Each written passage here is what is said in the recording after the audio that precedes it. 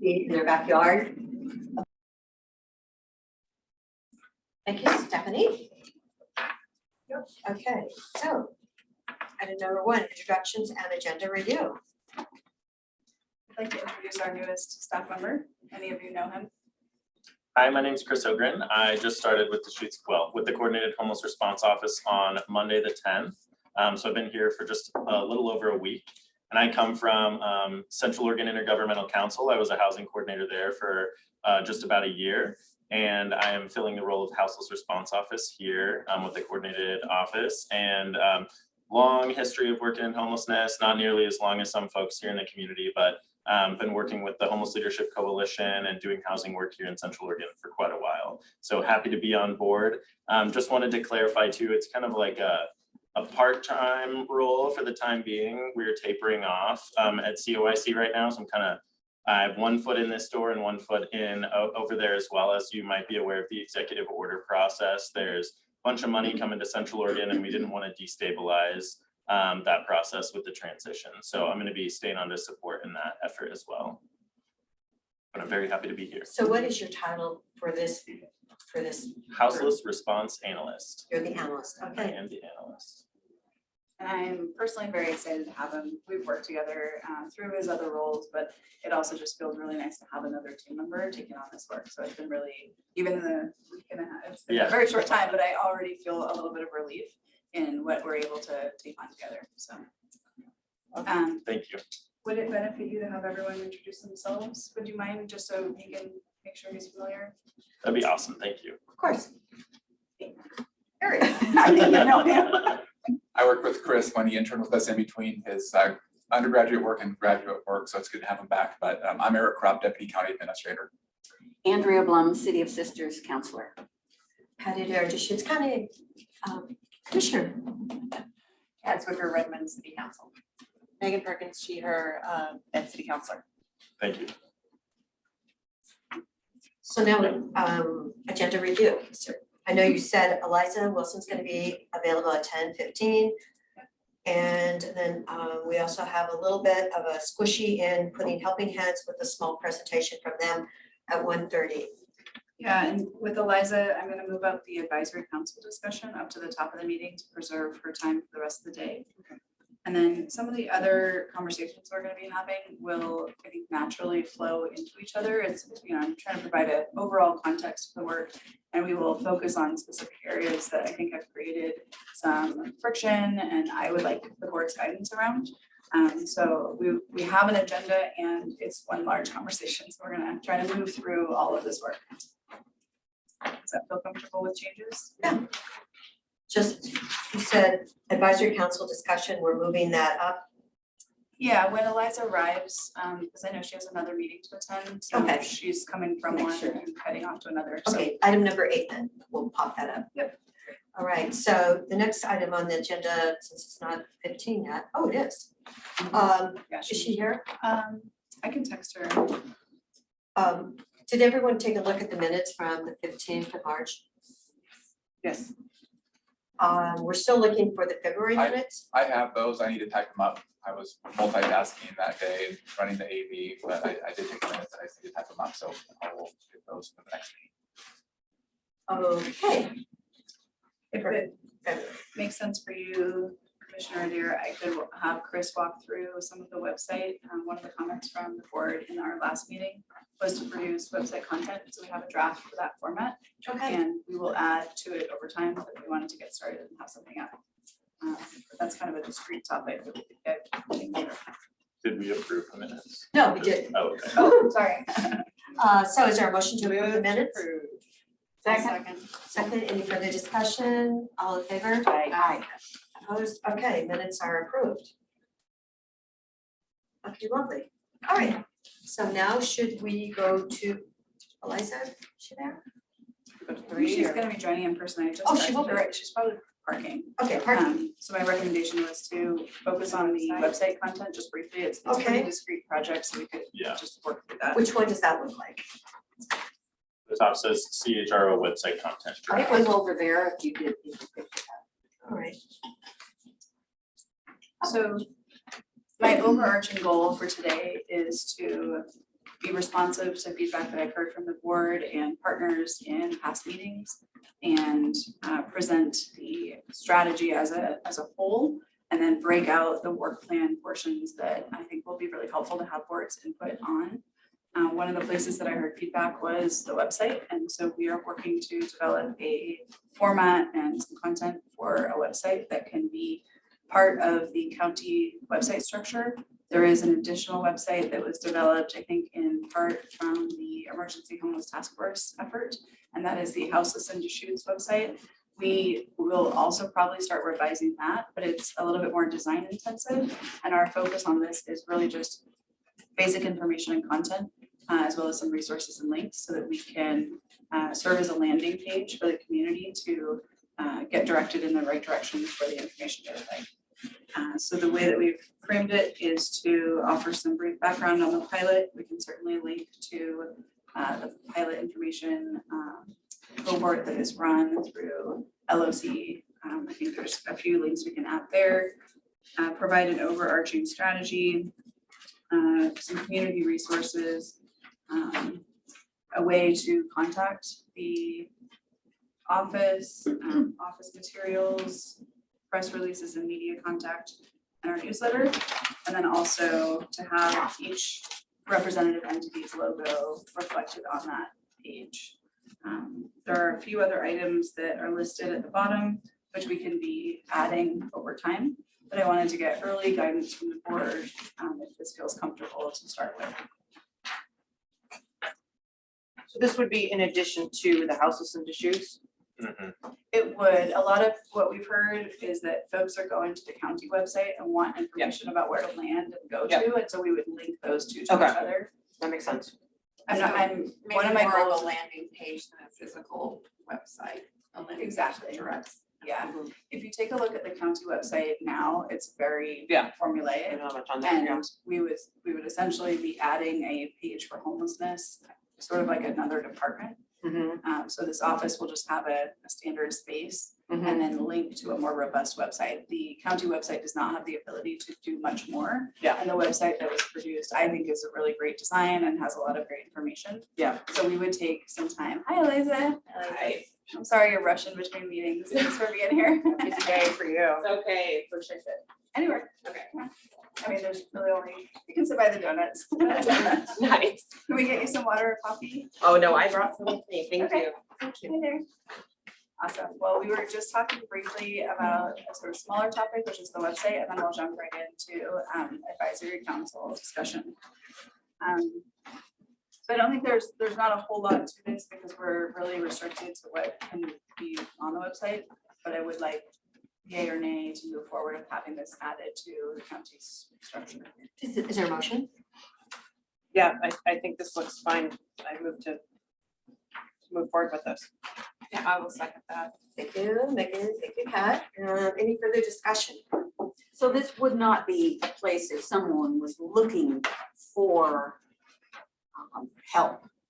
This wouldn't be where, yeah, I was trying to think of, it would be where you would go if you wanted some information and then it lets you find that information. Yeah, okay. The way that I view this is it is not meant to duplicate what's already there. It is not going to be comprehensive. It's not the be all and end all. There's plenty of excellent resources, including those provided by actual providers. And so we would want to link to them in case there is, I imagine the audience as potential community members who are interested in gathering more information, anyone who is experiencing crisis and might have landed there, so that we can direct them to the appropriate resources like 211 for referrals or receive an intake through the coordinated entry process. I'm very mindful that we don't want to duplicate what exists. So like I initially had said, it's like a landing page, but if you're experiencing homelessness, here are some resources, here's what they do. Yeah. And then they pass through. If you're curious about how to help, here's some resources, here's where you can go. Yeah, and if that maybe, I mean, this isn't obviously the final draft or anything, but maybe if that could be a little bit more, Yeah. like, rather than just the links, like you said, if you're experiencing homelessness and need this, if you need this. Make it a little clearer. I think a little directional. Yeah. Because otherwise I they're gonna agree. have to click through everything. And then my other question would be, if they click, are they gonna go off-site or will it wrap it? So if they have to go back, so I didn't need to go to Thrive, I needed Fuse, or I wanted this, or will they be stuck having to re-log in? Got it. I don't think they need to log in. No. They can just press back on their, Okay, I just On wanna the make sure webpage. that it's, because sometimes it's easier to do a wrap for a page where it's opening those pages within it, and when they close it, they're right back to that landing page to redirect. I'm I don't not know if that's sure possible. the county page has that functionality. It is Okay. We'll look very- into it. Yeah, Yeah. look into it. What I can do is have Chris continue his work to get it really, ready, and we can either bring it back, or I think we've heard good feedback and you can, allow staff to just take that feedback and go with it. It's probably not something that's readily available, it's more of a marketing style thing, but it's easier for Easier. consumers Yeah, not to have to get frustrated with the process of going back and forth. Yeah. So that's Yeah. why the And that wrap, was the point of my question. I Really love websites where it asks, are you looking for the, Yeah. and then I can plug into what I'm looking for. It's opposed to, clicking into the links and seeing if it offers what I want. well, and if it So takes you that's off great. your direction page and you have to find your way back, Mhm. sometimes you lose the person you're trying to help. I get So what that's kind of what I'm trying not to do, is lose them on the path. Yeah, Right. there are just so many I think websites. what we could probably do is identify those critical links and ensure that those are top of the page, very clearly, sense. Identified.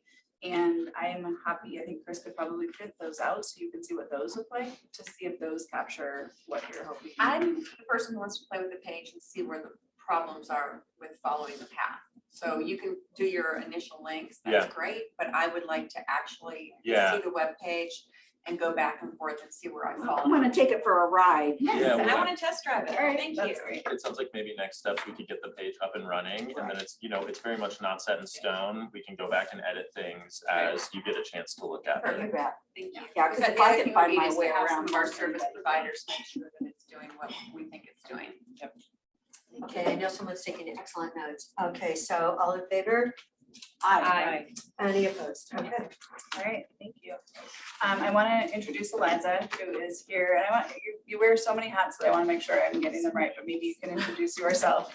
The reason that I have Eliza here is, and it was a last minute ad, and so I really appreciate her time. She and I have been in conversation over the past couple of weeks, along with Tammy from CYC and a handful of other partners, to try to align the many efforts that exist right now, and many of them are running very fast, especially the governor's orders, to ensure that there's a cohesive regional strategy for ending and preventing homelessness. So we are really, this office is a new office. It is still in startup mode, and it was a concept and is now moving into reality. And so the phase that we're in is still sort of a test case for how it all fits together.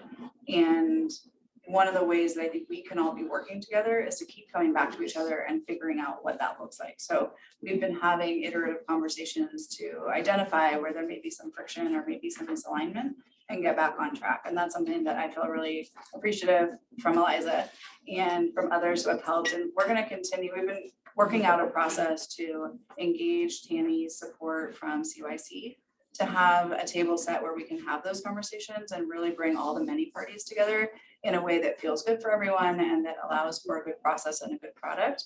And like I said about the website, which is true about all the work that I try to tackle, I'm really mindful that the goal of this office is not to be duplicative, it is meant to be supportive.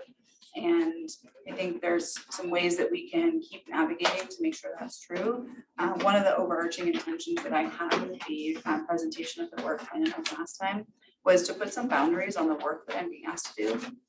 Because I can tell you that when I first looked at the Emergency Homeless Task Force plan, I was inspired, and it's very aspirational. In the role as it is now, I'm doing a lot of that work, realizing that there are not clear guidelines for the way the job is actually scoped and how that work happens on a daily basis. Because I'm asked to do so much emergent work that is not in a strategic plan or even in my schedule, like it wasn't on my docket for that day. And I do need guidance both from the board and from the advisory council, which is still unformed, for how to effectively screen in and out the work that I can actually manage, because there is only so many, I only have so many hours, and I am often on the fly trying to make decisions about what I'm asked to do from a range of partners. and what's appropriate for this office and what I can delegate to staff now that I have them coming in. So I'm hopeful that this conversation can get us in the right direction, and we'll come back to it to make sure we're still on the right path.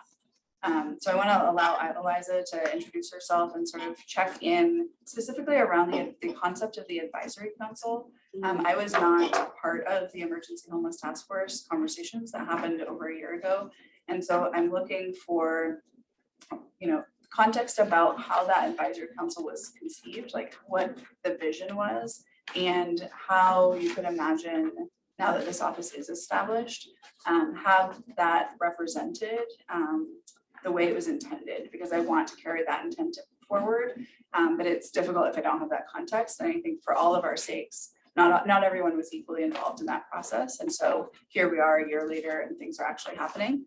And I'm really wanting to be mindful about including broad input and balancing consensus with the sort of decisive leadership, right? Like trying to move quickly and fast with everything going on, and also get have space to get feedback. So I would love for you to introduce yourself and share any thoughts you have about the way that advisory council was conceived, and any thoughts you have about how we can bring it together now, because it's currently not in position. So. Oh, and in case anybody here has the packet, it's annual work plan 23-24, draft 1.1, and look at page 33, the advisory council details are there. Thanks, Wendy. Yeah, you're welcome. Page 33 of 48. And it's really more of a placeholder at this point, because I want us to have this conversation. It's not a decision I can make.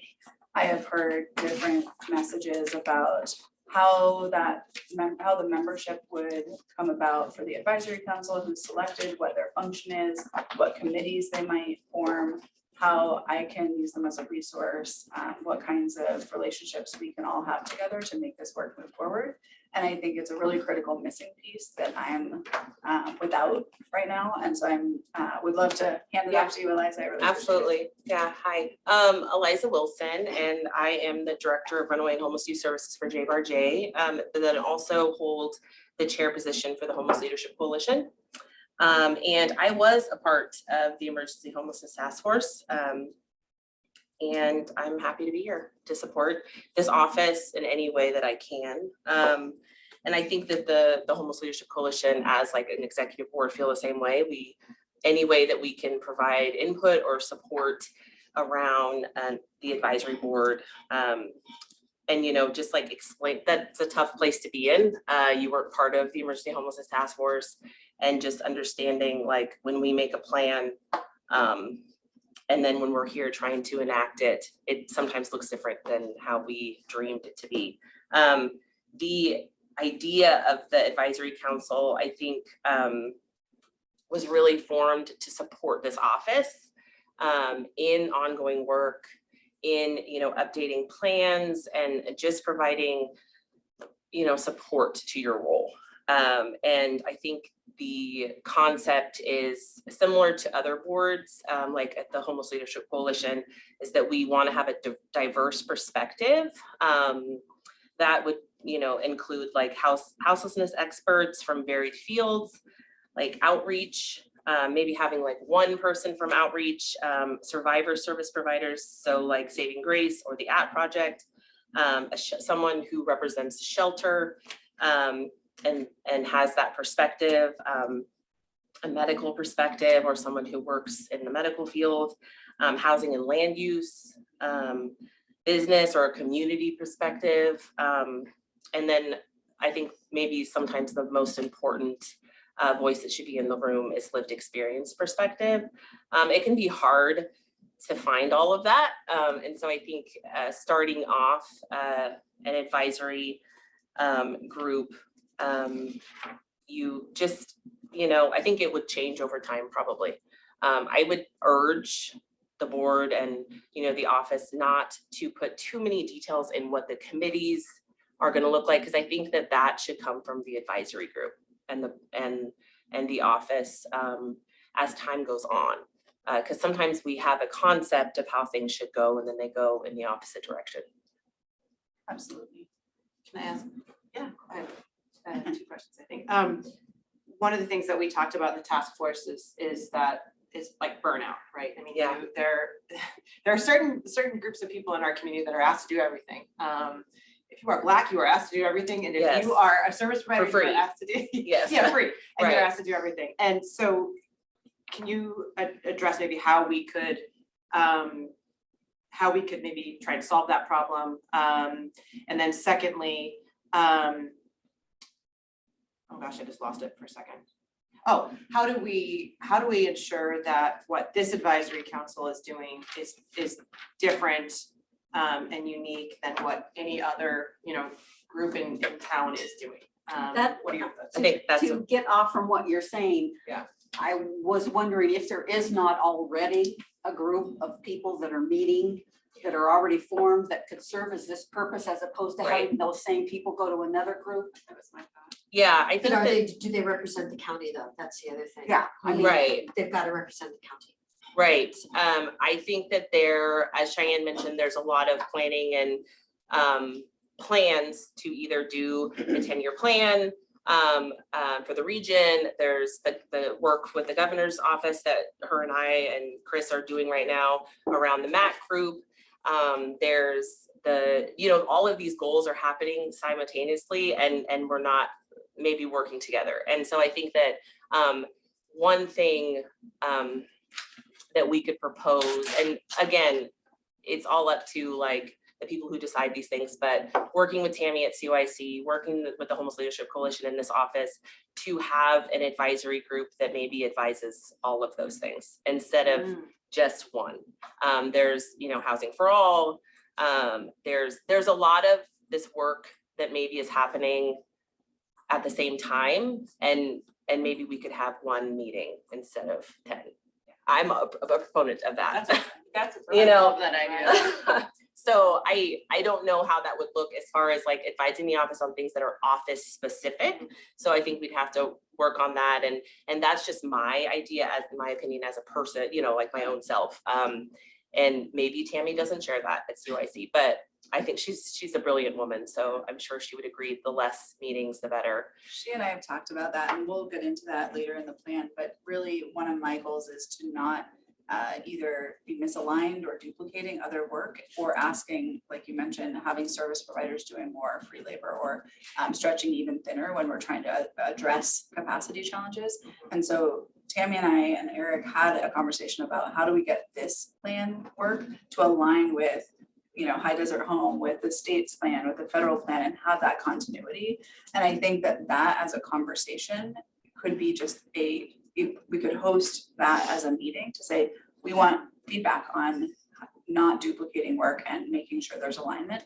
I don't think we need to go into that meeting with the solution. It could come from it. Yeah. So maybe we could have that as an outcome from, like, I don't know, a longer work session with some of those folks. Yeah, I fully agree with that. The other challenge that I can see is that as the group becomes more and more inclusive, it becomes more and more like, it's a big group to manage. And that is where the appeal of committees comes up. It's like having a focus group, like, okay, this is the committee that focuses on data because they have specialty knowledge in this, or housing production, and that I think is really helpful from an executive position to be able to say, I need to go to this team for this work. And the general board directs and says, please involve these 3 committees, get their advice, or come back to us. I think we all agree that there's a need to get broad consensus and be able to move forward decisively, and that's the balance. And, talking about data and improving data, some of this work is happening already. And so we wouldn't want to have 2 committees, the COC and neighbor impact leading like the work around data. And we wouldn't want to uphold a second committee doing the same thing. We want to bring these things together and bring the work together. This is all for the community. And so to be community focused, I think working together on these things, and like you said, not bringing the solution, this is the solution, because I think it's a community solution. So and then also just keeping in mind that this plan is meant to be the work of the office. And so sometimes that may look different than like what the COC's strategies and goals are. We have different roles, but I think working together is the smartest thing to do.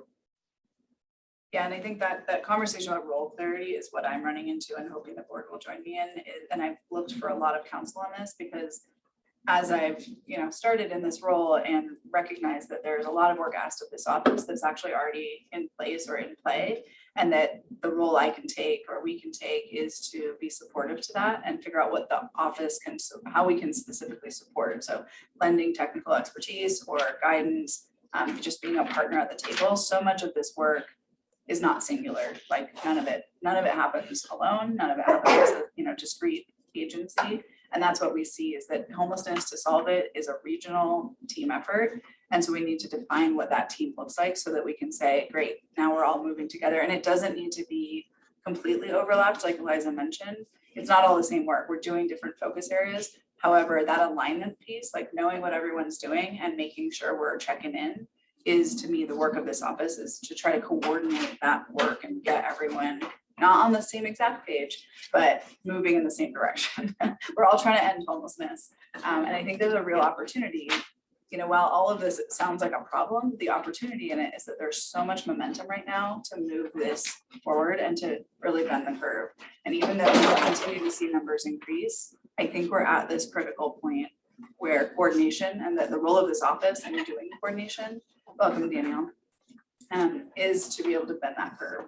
And so that's why in the work plan, I've tried to stay focused on how would we know if we're being successful at creating a coordinated system? What would it look like in system terms, not just in the work product of this office? How can we look at a higher level and test whether what we're doing, the interventions we're doing, are helping? And that's what we do at a program level with clients. Like, how do we know that the support we're providing to a client is effective? We know because we have data to track it. We need to do that at a systems level. And so I am trying to scope the role of the office carefully so that it can be successful and not make things clunkier or messier by adding more complexity. So I guess I think all that sounds great. I just, how do we as a board envision, I guess at this level, of how we would interact with the advisory council, whatever form it looks like? Would that be through, Cheyenne? Would it be, how do you all anticipate, how could we utilize this council to provide us with information and the tools that we need? It is part of our, isn't it part of the House Bill 4123? This advisory council was under what we were to be hearing from. So definitely, who wants to duplicate issues? It was just like getting all these emails. Thank you, Daniel, Mayor Richter, for joining us. We were getting emails that said the meeting was at 10. No, and then we were getting them at 11. So it was, Right, I know. 11, sorry. No, it's okay. It came through the system several times like that. So we'll get that figured out next time. But it's just, it seems like this might be a group. I know you've met with the Forest Service. We have the experts. I mean, it seems like this group could be really simply pulled together. Do we want to keep burning out the same people? Are there some new people, Eliza, that would want to be part of this? It's always good to bring in people out of the box. Yeah, Following up on Councilor Perkins' question, one approach could be this board gives assignments to, and direct assignments saying, we would like your thoughts or input or recommendations. And so it's very specific. At the county, we have a facility project review committee that the board of commissioners set up, and they give assignments, very, very direct, very clear. So that could be one approach. Yep. And I do love that group. It Well, and works that's really what I'm well. thinking is piggybacking on this thought is that since we're here and the plan is to basically system structures and metrics upon which we're sending tasks out to judge, are our homeless solutions working under these committees and under these auspices? So our job is to look at what we have, where we need to go, task these people and these other groups to help us get there, and then bring in subject matter experts when we're hitting those brick walls or we're finding those gaps on how to bridge the gaps. Is that kind of a correct assumption or no? Definitely. Yeah. We need to bridge some gaps, don't you think? And You know, it's just like trying to find out the safe parking. Thanks, Megan, for getting me those numbers for Bend. Yeah, I got the numbers for Redmond. You see what is working. Okay, the last year and a half, what has been successful? Do we have any kind of spreadsheet combining the entire county with what's been really working? And Yeah, I do think that an advisory group would be helpful in, supporting the board and knowing what the gaps are and maybe what the strategies supporting the office and on the strategies. I think community strategies are stronger than just one individual, group or agency strategy. So. but I mean, I loved it, like 46% of the people that went through safe parking in Bend actually transitioned to permanent housing. Okay, so we know that, and I think when I met with the mayor quite a while ago, I said, I have a feeling this program really works. If we could put a little more attention to it, I think we would have at least more success, maybe not on a huge level, but definitely it's successful, and so it's working that way in Redmond too. Rick's expanding it, he's, people are given 90 days, they're given a lot of support, and it's working. Yeah, I think that getting information around like what programs are working, and maybe we would start to see the trends of like what are the components within those programs that make it successful. And like in that situation, my opinion, case management, and they have housing focused case management, are really dedicated in supporting people into getting housing. And that likely would be something that if you see programs that are successful in getting people into housing, that's probably a similar thread. So that type of thing, I think, comes from like having those community conversations. And Well, I've talked to Colleen Sinskey last week. She said in the last year and a half, she's had 44 people transition to permanent housing. Okay, so 44 there, we've got 6 here, and I'm just trying to see. yeah. Okay, so when we get the point in time number today, I know what last year's was. So we know that this many people this last year and a half have, been successful in moving on, but then what is our increase really? Yes, and why? Like, why are we seeing an increase? I think that's the important thing, and there's a couple reasons. I think the first one is likely evictions and the eviction moratorium. So I know Colleen, I know that Cheyenne's talked a lot about like sometimes you see a rise, but there are things that are working, as you've identified. There's programs that are working and getting people into housing. We are seeing a rise right now, and there's a lot of first time people experiencing homelessness for the first time in the point in time count numbers, and that'll be released. I happen to know that already because I have You're on the end. right, but there's a lot of people who are experiencing it for the first time, and so we see a rise this year, certainly, but we do have things that are working, solutions that are working, programs that are working.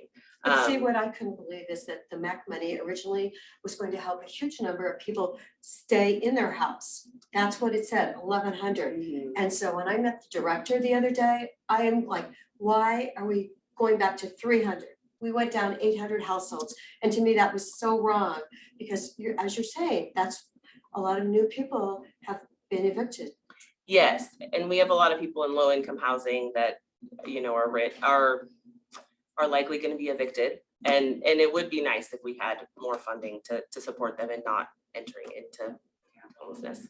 I wanted to add just a few notes. So HMIS is the best source of data for gathering the effectiveness of programs. It captures that. And what you'll see in the work plan, and I can provide the full data, which is a very long spreadsheet, is system performance data. So COC system performance data. It is not the performance of the COC or HLC. It's the whole system. It's all the components. And what it shows is how long are people staying homeless? How long are they staying housed once they're housed? How many people are re-entering into homelessness? What a team can do, and often in communities like ours, you look at that data with people who have inside knowledge and say, what's going on? Even if, we don't need to reinvent any wheels. There are best practices that work across the nation. There's studies that show like case management. I know it's our opinions, but it's also because it works. It's what works. It's evidence-based practices. And what we want is to utilize those, adapt them for local use, and then keep checking the data to make sure that, you can have a great program model, but if it's not implemented correctly or not funded correctly or staffed correctly, it's not going to be successful. And I think that model of dynamic data review so that we know, and that's why I presented it that way, like, what are we looking at the high level to know the system is performing? And if it's not, what can we look at a lower program level to say, why not? And then how can we fix it with people's knowledge from the advisory council, for people who do the work, to say what's not working about these interventions when they should be working, and how can we invest in that so that we can keep going back to that data and saying, is it working now? How is it improving? Did we remove a barrier? That's to me what the purpose of a strong system should do. And we all have that accountability built into how we look at the data and how we push for better, continuous improvement over time. I think that framework I've tried to express here so that we are all clear about when we say what works, we know we can look for it, that we don't have to wonder. And investing in something that we don't have the data to back, that like, it helps us make decisions about, hey, this next year, it looks like, this is an issue. We should invest in the solution to that. It gives us informed decisions so that we know, and then, in a year from then, did that work? Was that enough? It's never enough. We need more, because it is really an under-resourced thing. But yeah, I do think it's like having an informed decision around how we fund projects and how we make changes, instead of just being like, well, I know with my clients, this works. Well, and it's an informed decision for you, but it's also an informed decision For- for us. Exactly, right? for the city, the county, We absolutely. only want to invest our, Absolutely. Very slim amount of funds Exactly. in something that's that's Absolutely. going to have success. But I've heard a different side of HMIS, that Helping Hands actually have the capacity to build their own software system. And I've heard from other people that that's a bit antiquated. And so today, when they're on, we should talk to them about the system that they developed.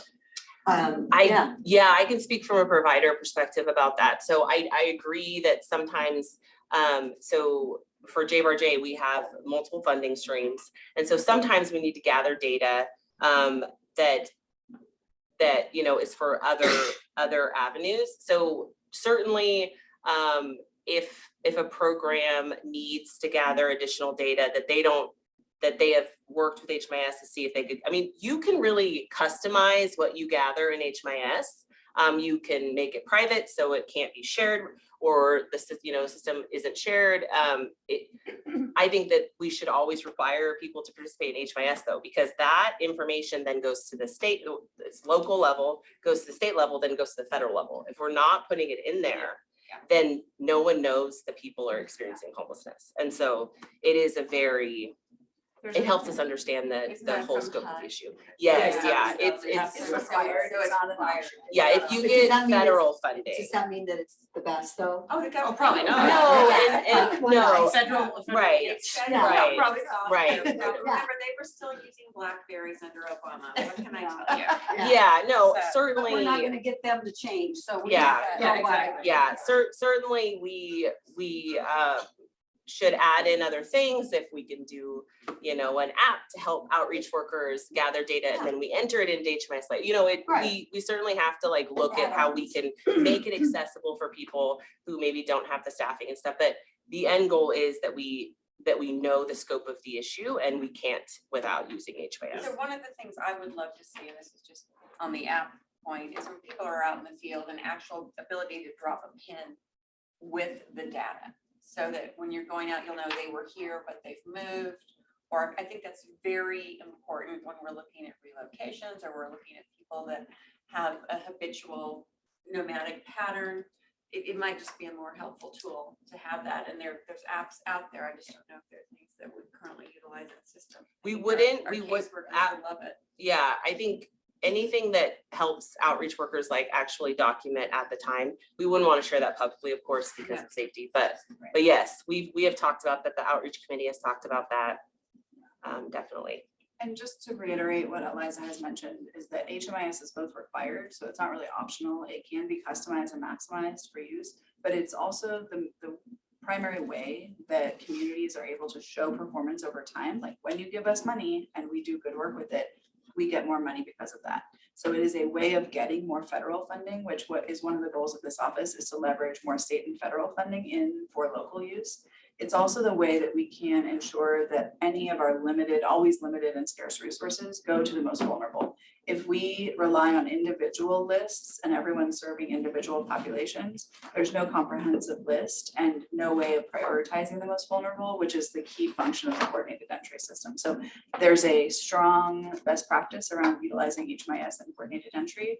And we can certainly look for ways to make it, to adapt the clunkiness that it may have and make it more nimble and useful for outreach workers.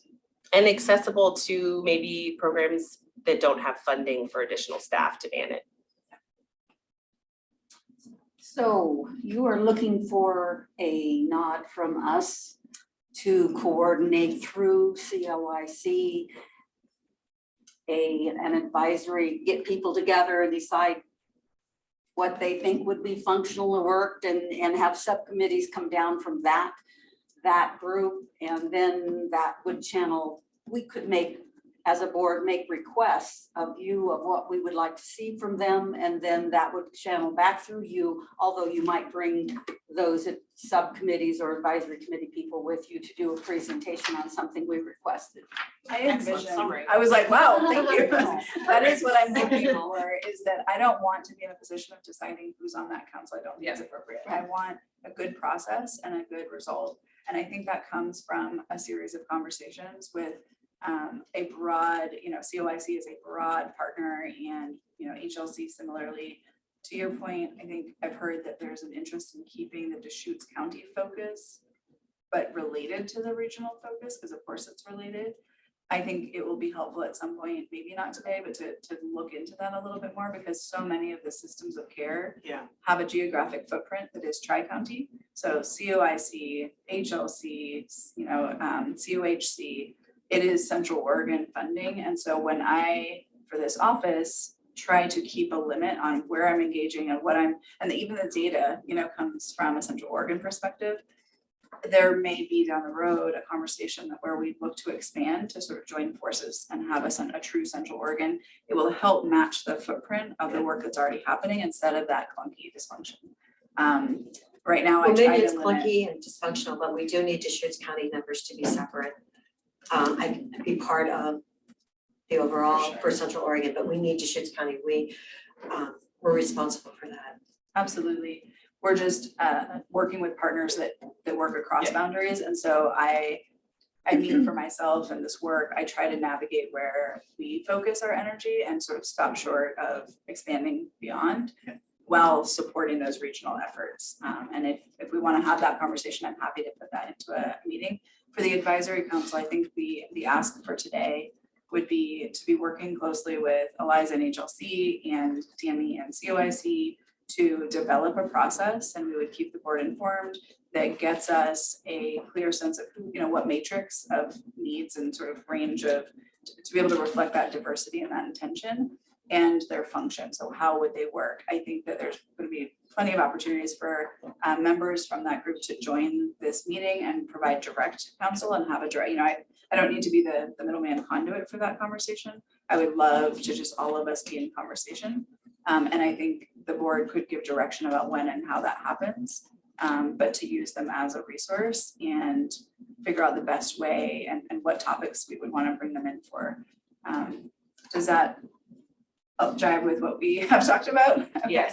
And then if you have feedback about how you would like that process to happen or how you'd like to stay informed, otherwise, I think empowering HLC, Eliza, and COIC for all of us to come together, get these strategic planning efforts kind of more aligned, specifically with the intent of thinking about the advisory council and coming back with something more concrete. So what would come back is a draft. I mean, you kind of have it outlined and there's some space, Exactly. space holders here, but a draft would come back for the board to review, provide input, and then hopefully finalize. And it would basically become, I'm trying to use this plan as the manual I wish I had when I started. So it would become part and parcel of this document so that everyone's agreeing to that function for the many roles of this office. Yeah, I think that makes sense. And I do think that in the future, it's worthy of a discussion on the agenda to talk about the fact that everything else is regional based and we are Deschutes County based, and how we can either make that work or make any changes that we need to. You made a good point recently, and I'm forgetting exactly the context, but we were talking about the need through the MAC process to get Jefferson and Crook counties to step up and engage in that process and take on, some significant projects so that the burden of regional homelessness does not flow as it does naturally into Deschutes and into Bend specifically. And I think increasingly what we see over, especially the past 5 years, but over the trend in homelessness has been to acknowledge the regionality of homelessness and the need for both rural and urban conversations, not these separate siloed. I mean, the function of joint offices is meant to cut through that, and that is why we're here. So to stop short just at Deschutes without urging more rural neighbors to join that effort feels like there's an opportunity there. I want to keep you longer. I know. Thank you. Another quick note before Eliza goes, one of the things that I realized, and we're going to talk through this throughout the day, but in addition to having, so the governing board is a governing board by name. In the pilot, it is described as an advisory council or advisory board. And so there's this question also, and we're going to come to this of like, how does the board function and what are you approving and how, that all of those relationships. One of the things I'm realizing that would also be additionally helpful for me is essentially, and I don't quite know how to name it, but like a support group, like a support council, because I can't just have, I need like a smaller group of people who I can go to for quick consult, who are. So you need a peer council. Essentially a peer council. There is no one in my position, but I often reach out to Eliza or reach out to Tammy because I'm looking for guidance from similar folks who have similar knowledge about how things run and all the barriers we run into. And so whether it's formal or not, I would like for my own ability to navigate a function of like 5 folks maybe, where they are really to help me navigate things and, hey, what do you think about this? Or is this right? There's a lot of navigating where it would be challenging to try to engage the entire advisory council every time I'm looking for guidance. And that guidance to me is really focused on the system and the overall work rather than, a resource for me to tap into for like really quick strategic things. I have done it informally and I can continue to do that. However, I have reached out to a few peers doing similar work and they said, oh, it's incredibly helpful to have a group that is focused on supporting conditions of success for you in the office. And that is helpful, especially because this is in startup mode. It was a concept. This is a pilot. We're trying this out. And I run into a lot of things where I'm like, I don't know. There is no template for this. There was no book or manual for me to grab and say, great, I'm on it. And that personally would be really helpful and professionally would be, I think would make for more successful next steps. And so I think I wanted to share that with this board and essentially like let you know you're already on that group. But we are doing work that is not typical for governments. Governments usually have established processes and are relatively bureaucratic. This office is more like a startup and it needs to move a little bit faster to be able to help all the things coming up every day. I mean, the MAC process is a great example of like something that was not on anyone's radar or COVID or so homelessness, we have to act more urgently. We have to, operate differently. And I'm finding that sometimes I run into what I think are great structures in government. They help governments function well. And this work needs to be treated a little bit differently and given a little bit different space to grow and figure it out. And we're going to be talking through some more of that. But that's something that I could really benefit from is having that smaller group for consultations. Okay, so you're saying that we would need those people to consult with us. So I think it's super helpful to have people who are professionals doing this work rather than policymakers who are more generalist. Having someone with similar background who's facing similar types of challenges getting this work done. I think the types of topics I would bring to the board are just different and still valuable, but that's why we want to create space for all those voices. I'm just being very open about the experience I've had of trying to work within a government structure that is not designed really to solve homelessness, while working with a service and support structure that is designed to do that and filling that gap. I think it makes sense. Yeah, I think it makes sense. So basically, I mean, it's no different than city managers having city manager meetings, talking about how things are going on in their cities and trading what works and what doesn't work. Have you reached out to Scott Cooper at Neighbor Impact and some of these other people that have these larger, crazy amount of things that they're doing across multiple types? That would be my goal. I have a few folks who have reached out to me and have offered that from the beginning, and it has been incredibly helpful. Gwen at Bethlehem Inn has been a huge support, and she's, been here doing great work for such a long time. There's a number of people who have served in that capacity. I would say Colleen has been incredibly helpful. Colleen Thomas, she does great work with the host team. And so there's a lot of, they're not exact peers, but they are in the sense that we all do this work and we're all running into the same sort of system hiccups.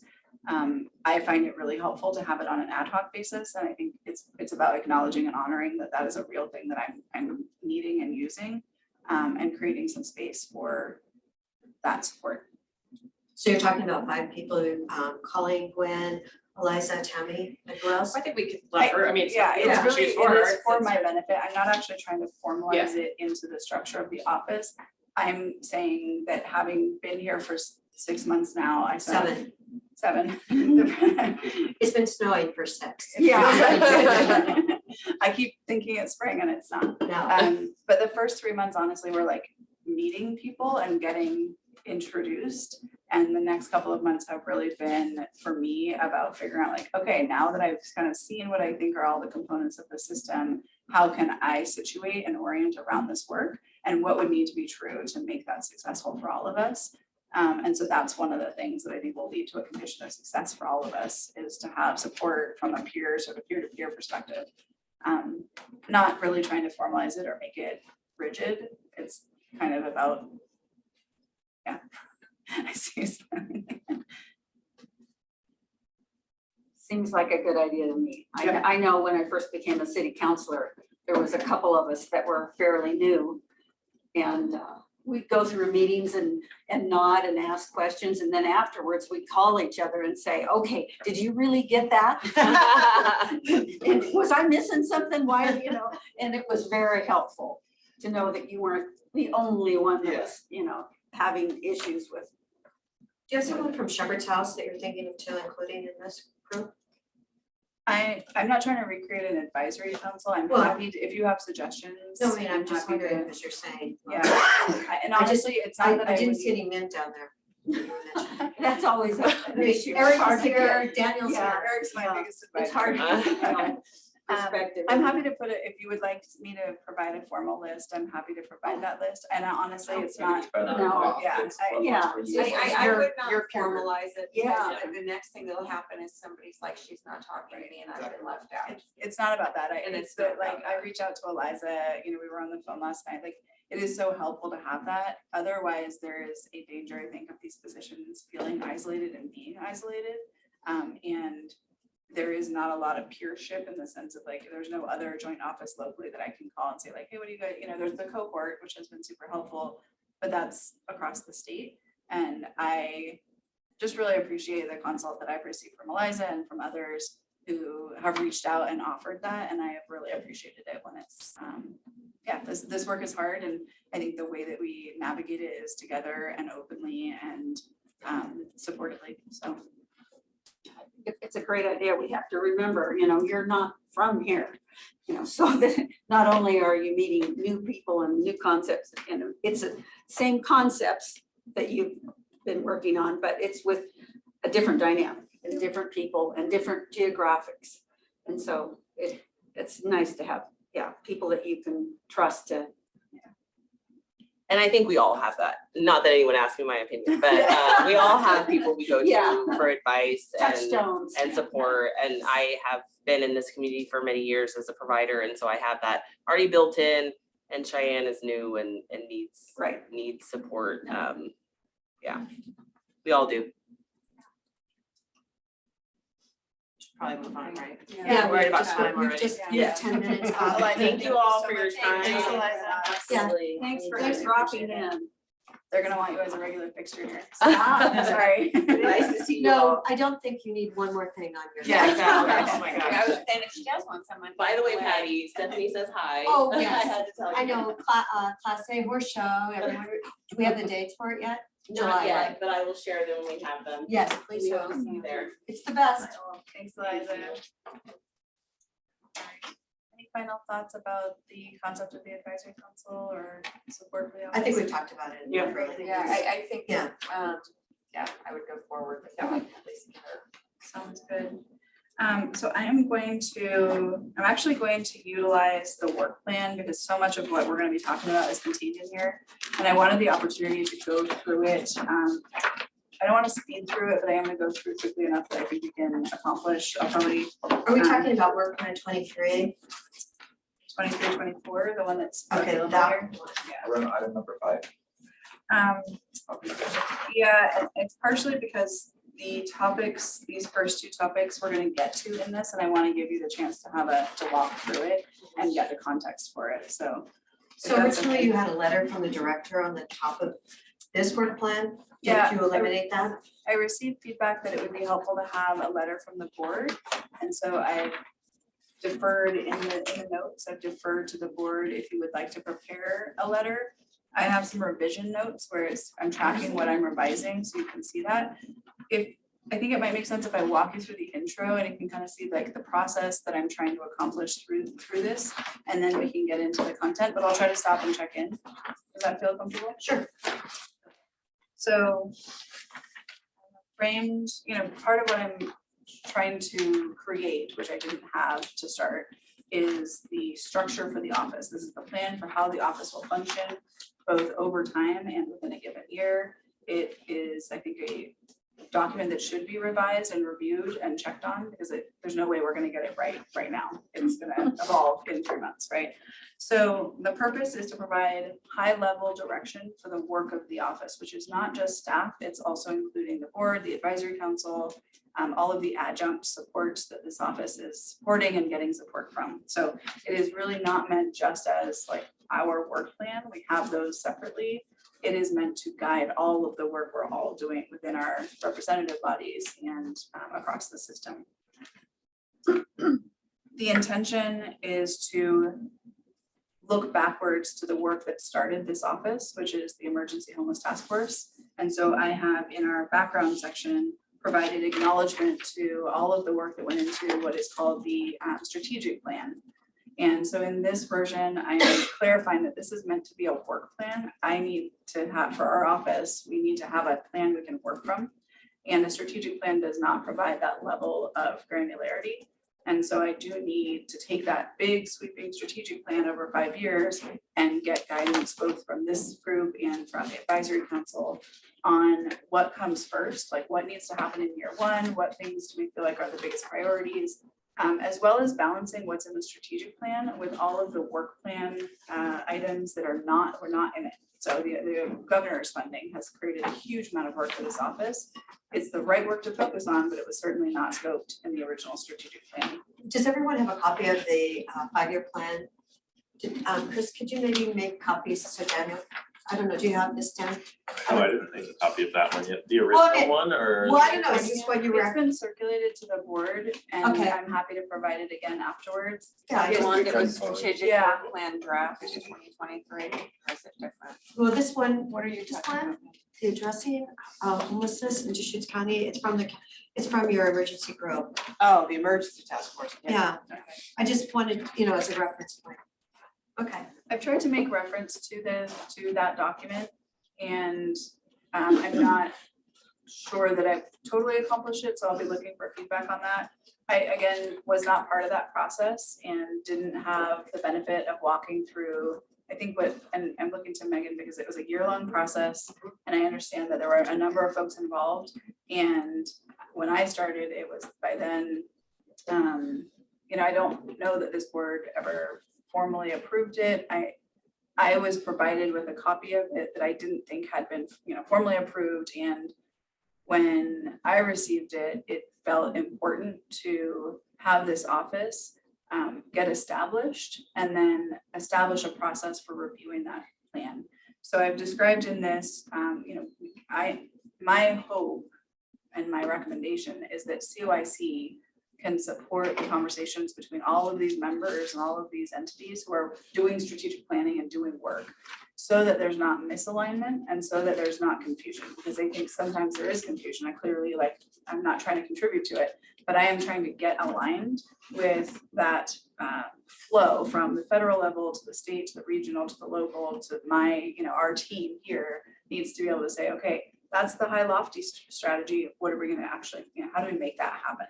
So that is my hope, is to create a process through other entities where we are finding alignment and getting broad feedback so that we are not misaligned, and I can provide clarity. The board can oversee the activities of the office, and there are other roles beyond just staff, right? So the board, all of you as board members also have roles and functions along with your representative agencies. The office is a composition of all that work that we agreed to do. So I'm trying to not merge the two because they are different documents, but refer to it at a higher level and draw it down to a work planning level. That is the purpose of this document, is more administrative, getting work done on an annual basis. So I made a table showing the plan alignment so that you can clearly see all of the plans that exist from the federal down to the local levels. That is on page 3. All of these plans are all subject to change all the time. So we, just recently received the federal plan, and everyone very quickly tried to read it, review it for notes, and then absorb it into their local plans, because the federal government signals priorities, best practices, funding allocations, a number of points of guidance that will come down from the federal level. And so much of the work that we do at a local level is funded through, HUD. They make requirements around the continuum of care program, HMIS, all of that we see on a local level happens because it came from the federal level. So it's important in this work to have it, to know why that flows down and how that flows down. Also, a lot of the funding that we receive locally for vouchers, for housing assistance, for prevention, all of that comes down in huge amounts of funding from federal to state and to the regional level. So we need to know what's happening at all those levels and be responsive and not misaligned. And that's why I've represented them here, so we can all be clear about how they're maybe different but aligned. Does that make sense so far? Okay. I've also taken a pass at showing how I imagine that the strategic plan on a 5-year basis will flow on an annual planning basis. And actually I've broken it down by quarter, because to me, that's very helpful to see where we are now in the context of where we are heading. And so I've described on page 4, the sort of phases of this office and the work that we're trying to carry forward. And the intention is to show up ahead where we're heading. Much of the work will be TBD because we haven't done the rolling sort of strategic rolling process of evaluating our plan and checking in, seeing if it works, making it relevant. But for the purpose of this work plan, it is important that this office have clear direction and clear boundaries on what we're expected to accomplish, and make sure we have the resources to do that. I've also included what I thought might be helpful, because I understood from feedback that I received that there was some confusion. So I've tried to create some cross-referencing. I could probably have someone else look at it and do a more fine-tooth job of ensuring that there's cross-referencing between what's happening at the strategic level down to the work plan level. A couple of notes that I think are important. One is that not everything in the strategic plan shows up in this annual plan, because I think of this office sort of like a machine. You can ask a machine to do 1 or 2 or 3 or 5 things, but if you ask it to do 100 things all at once, it will do none of them well.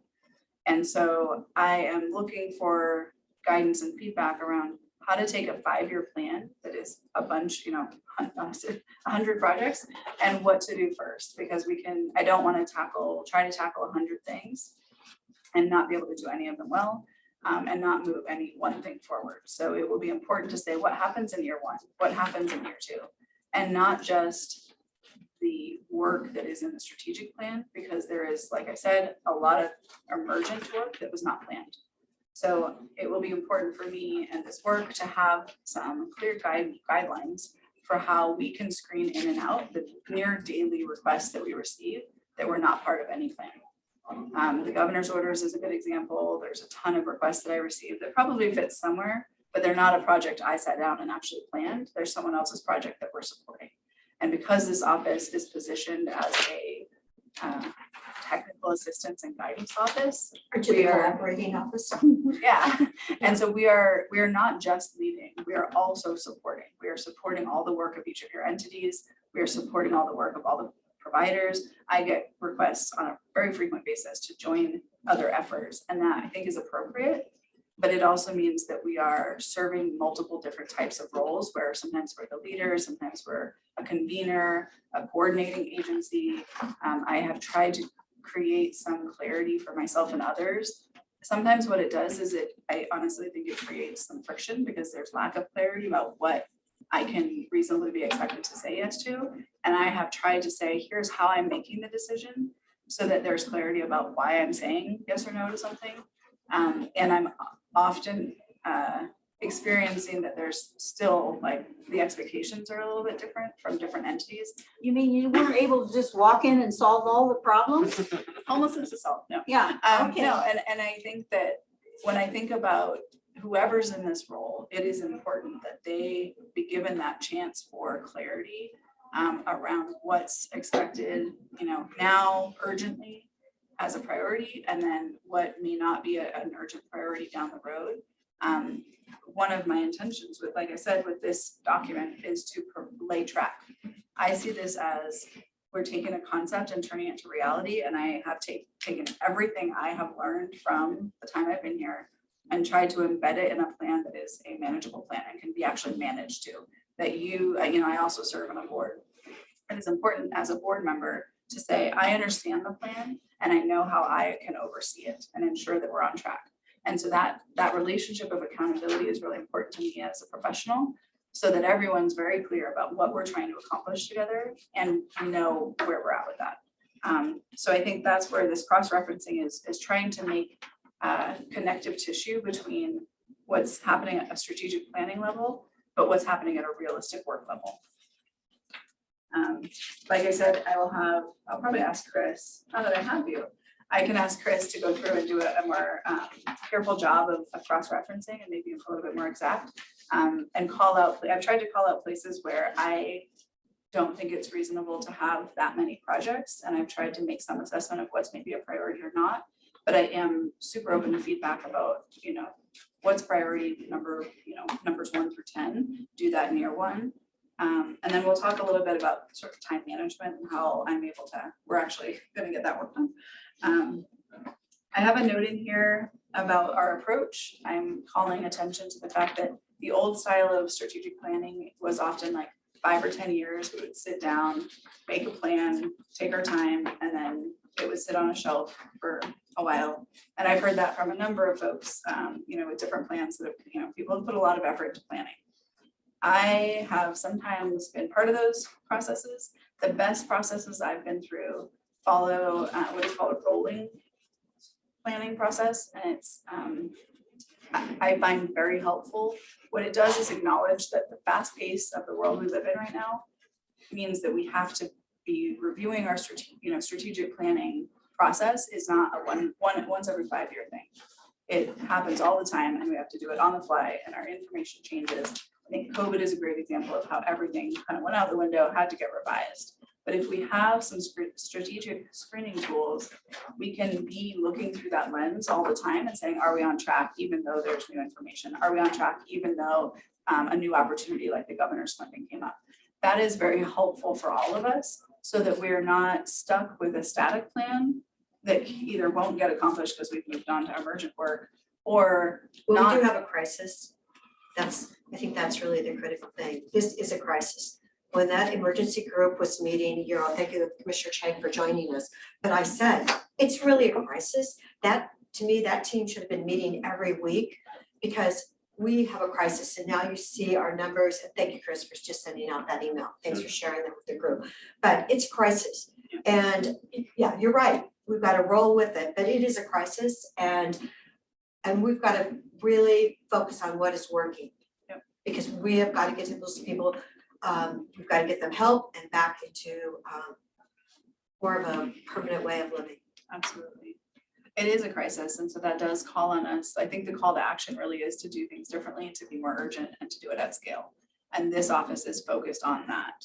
And I think what you're saying though, Shannon, is correct in that, you know, depending on, and what Eliza said too, depending on, you know, what we find out, right, from the data, this plan is gonna have to change, right? If we're finding out that we're not doing X right, well, then that, just because it's in the plan, doesn't mean, why would we keep doing something that wastes Then you time and exit out. resources? Exactly. Yeah, so I think that makes sense. It's not working. Well, the fact that we know that safe parking is actually working. Yep. Yeah, maybe we need to put some more energy in there if we can. And I will move, I'm trying to move through quickly, but not rushing, but if you want to stop me on any of this, I'm just trying to give you a sense of what's in here. Because this is not, we have multiple versions coming ahead. There's plenty of opportunity for feedback. And there's references to exactly that, which is the data and how we know we're on track. So in this version, I have included what I'm calling version notes. The table that is found on page 9 is my attempt to track feedback that I've heard both formally and informally and incorporate that into the process of iterations of this plan.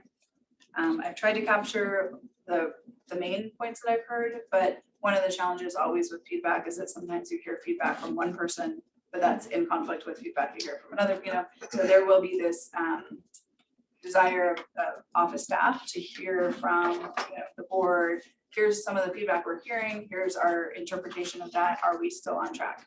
I've also included a review schedule so that there's clarity and transparency about how we will work with this plan and then how others might provide feedback. And that was a critical point that I heard over the past couple of weeks.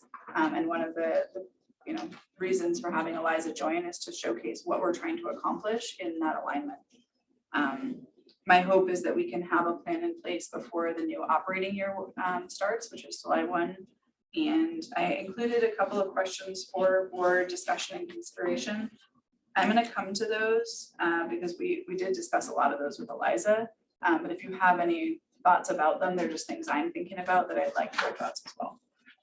And don't forget that May 18th, which is our normally scheduled meeting next time, it's at the City Club, correct? Yes. That was in our minutes last time, so we should be signing up for that. Are we going to do another, I hate to interrupt you with this, but I just want to, it's important. Yeah. Are we going to have another meeting then, the group of us? It's a good question. So City Club always conflicts with this schedule. Like there's a City Club happening right now. I don't know if that's important for this group to try to adjust around because it will keep happening. Next month, we have a specific forum focused on this office and those strategic work of HLC. There's some conversations that we'll be having about what does the path forward look like. And Eliza and I will be jointly working through that with City Club. I would love for all of you to attend and we can think about rescheduling a meeting. I can have Chris look at schedules to do that. Right, maybe to do a doodle poll and send it out. Do you think it's helpful to have just a board meeting or another working session? It has been helpful, I think, to have more time to work through this kind of stuff because we're starting things up. But I don't wanna. Maybe we should see how maybe. Yeah, how far we get today. Yeah, And then Is have that a okay? discussion. then, okay, good. It's a Yeah. good point, though. So I've included some notes, which I've already discussed, really just acknowledging that this office is still in a startup phase. We didn't exist a little while ago, and here we are. And then I've also included some notes that I'm referring to as change management notes, because what we're doing is change work. We do not function like the tax office. We do not function like garbage collection. We're not a typical public function. And so there is this aspect of our work which is very focused on changing a system. And that work has a lot of language and principles around it already. We don't, again, need to reinvent the wheel. Change management has a number of good practices we can borrow from. And I've included some of the key challenges and principles and sort of ways forward that I find helpful in change management work. And I would encourage that you read through it and see if there's any other pieces that you think are important to note, but just acknowledging that public entities often function one way for a reason, because we want consistent garbage removal. We want, things that happen with regularity, like you get your dog license, but this office and the work we're trying to accomplish does not fit into that box. And it is different in some critical ways that I think we need to be mindful about and give ourselves, I think, a little bit of grace for the way it feels different. And if it feels clunky, it's because that's how this, homelessness is a little bit messy. So I've also just noted the implementation plan, because once we walk through this work plan at some point, Chris and I and whoever might join the office will start implementation. And so there's some notes about how we would tackle that. So I want to stop there to check in on maybe a bathroom break. Good idea. Okay. So we'll come back in like five or so minutes. I think we'll go on pause for the recording, and then we'll come back to the next portion.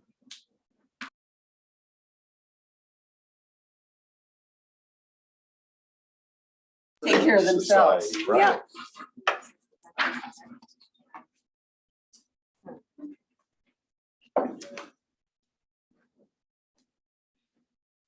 All right, permission to proceed? Yes, please. All right. So this section of this plan is really intended to give some high-level structure. I am looking for guidance, and I think it will be important to hear from the advisory council to what extent we can merge various versions of strategy to ensure that we have some fixtures or cornerstones that are consistent across work planning. And that way we can always be checking those. Those typically don't change as frequently, but they're worth checking, especially because this office is new. I am not going to focus as much on those simply because I think we're deferring to the advisory council for more guidance on that. But I would love to move into the objectives and outcomes portion. Is that okay with everyone? Yep. All right. So some of this was presented in the previous plan. Some of it has changed. In this version, I'm describing that we have strategic objectives. Really the highest level is to ensure that homelessness is rare, brief, and one time. That is language that is carried forward from all the way from the federal down through most levels of homelessness planning, is that we're trying to prevent homelessness. If we can keep someone housed, we want to keep them housed. The system needs to be responsive in that way. We also want to ensure that if someone does become homeless, we are able to quickly serve them and respond to them in crisis. And that refers to the length of time someone experiences homelessness. And then once they are rehoused, we want to ensure they stay rehoused. And so that will refer to re-entries into the system. It's important, I think, for all of us to understand the system from that data level. And that's why I've included some references to data. As many of you are aware, there's new PIT data being released today that will shift these numbers. And my hope is that this annual plan, in the spirit of being rolling, will include new data when we have it available. So this is trying to provide us the data benchmarks that we can look to understand the system at a performance level. So we're looking at high level data. This is from 2021. We now have data from last year, so I will make sure that's updated. I think I can probably rely on Chris for including that. I've included some data notes to consider. One of the things to consider is that data is almost always incomplete, and one of the goals for our system as a primary goal or sort of first step goal is to figure out how we can improve that data. So focusing on quality data and quality by name list, we need to know that we have a complete list of everyone who's experiencing homelessness and that our system is not working on incomplete data in terms of program interventions. If we have programs that are not using HMIS, that can lead to incomplete data. So some of the work of this office will support efforts like Neighbor Impact's Built for Zero campaign, ensuring that we are focused on what we know works to get better data. So Can I just, Yeah. I have no problem with anything you said. I just want to highlight this because I think this is really, really important. Where you wrote, across Oregon, Central Oregon has the highest average days spent homeless and the greatest rate of return to homelessness within 2 years. I mean, that should be, we should be on high alert. That's really, really tragic. Yeah, I agree. I'm happy to share more of this data. So the chart that I use is pulled directly from HUD's website. It's available for every single county or continuum of care.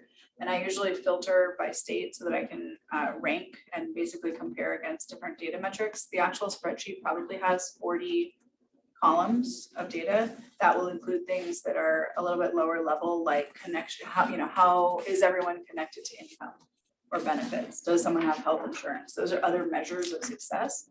But I try to stay focused on these high level ones, because if those are off, other things will be off. Like, if someone's not connected to income and benefits, how are they going to get housing, right? If someone's not getting primary health care, how are they going to stay clean and sober and connected to their job? So those are the high level data is what we can focus on first, but we always dive down into the other data points, and I'm happy to share that. It's also important to note that there's multiple data sets that we look at. So we look at pit count data is a visual observation and survey that is conducted at the coldest time of year on purpose, so that we are seeing who is utilizing emergency shelter for survival. And I sometimes hear, oh, well, why is it done? Of course it's low because it's in the winter. That's on purpose. And it is a point in time. It's just a slice. HMIS, we can think of as a body or sort of system that folks can flow into and then out of. So HMIS is a very useful tool, partially to compare the two. So we can see if HMIS was much higher than the pit count data, then we know the pit count data is an undercount. If HMIS is much lower than the pit count data, we know the issue is outreach and connections to services. So there's all kinds of things you can learn from the data. If you're like, oh, we went out and counted folks, but we know there's, so many fewer or more people. Interestingly, we know that there is a disparity in service that is provided to folks of color. You can tell because the point and time count data is quite high for that category, and the numbers in HMIS are quite low relatively. And that means that there are many folks of color experiencing homelessness, but many fewer folks who are getting connected to services. That's a gap in our system. So that's how we can tailor interventions to ensure that we're able to, appropriately invest in the right places and actually be effective. So I've included what I think would be helpful in terms of targets. These are not targets for this office. This office will be looking at a whole system to help it perform better, but it is a way that we can say, look, if we want to bend the curve on homelessness, we have to think about that in terms of real people who are really homeless right now, have names, they're on the by name list, and we need to have that complete list, and we need to say, okay, that's the number, and we need to say, what would it take to bend that curve and start having it go down instead of up? I think it's important to have those targets, even if we're just guessing at this point. It's sort of like get a goal out there so that we can start working towards something and see how far we get and ask ourselves, is it working? Are these interventions effective? Is our system effective? How are we performing? Are we still the lowest in Oregon? How can we improve the system? And I think if this office has any discrete role that is not duplicated in other areas, it is that we are focused on the design of the system and the function of the system and the performance of it, rather than producing components of it. We're not here to produce shelter beds ourselves. We're here to ensure that those shelter beds go to the neediest folks, and that folks who go into shelter get services and get rehoused. That system of how fast people move through the system and out is the function of what this office, I think, should be focused on, is redesigning a system to perform better. And all those components are important, and if there's missing gaps, we need to address them. But I'm very careful to focus, because otherwise no one else is. And it's important that we're working with all the other entities that do, right? So HLC is focused on the service provision and the production of programs. That's the collaboration and coordination. Yeah.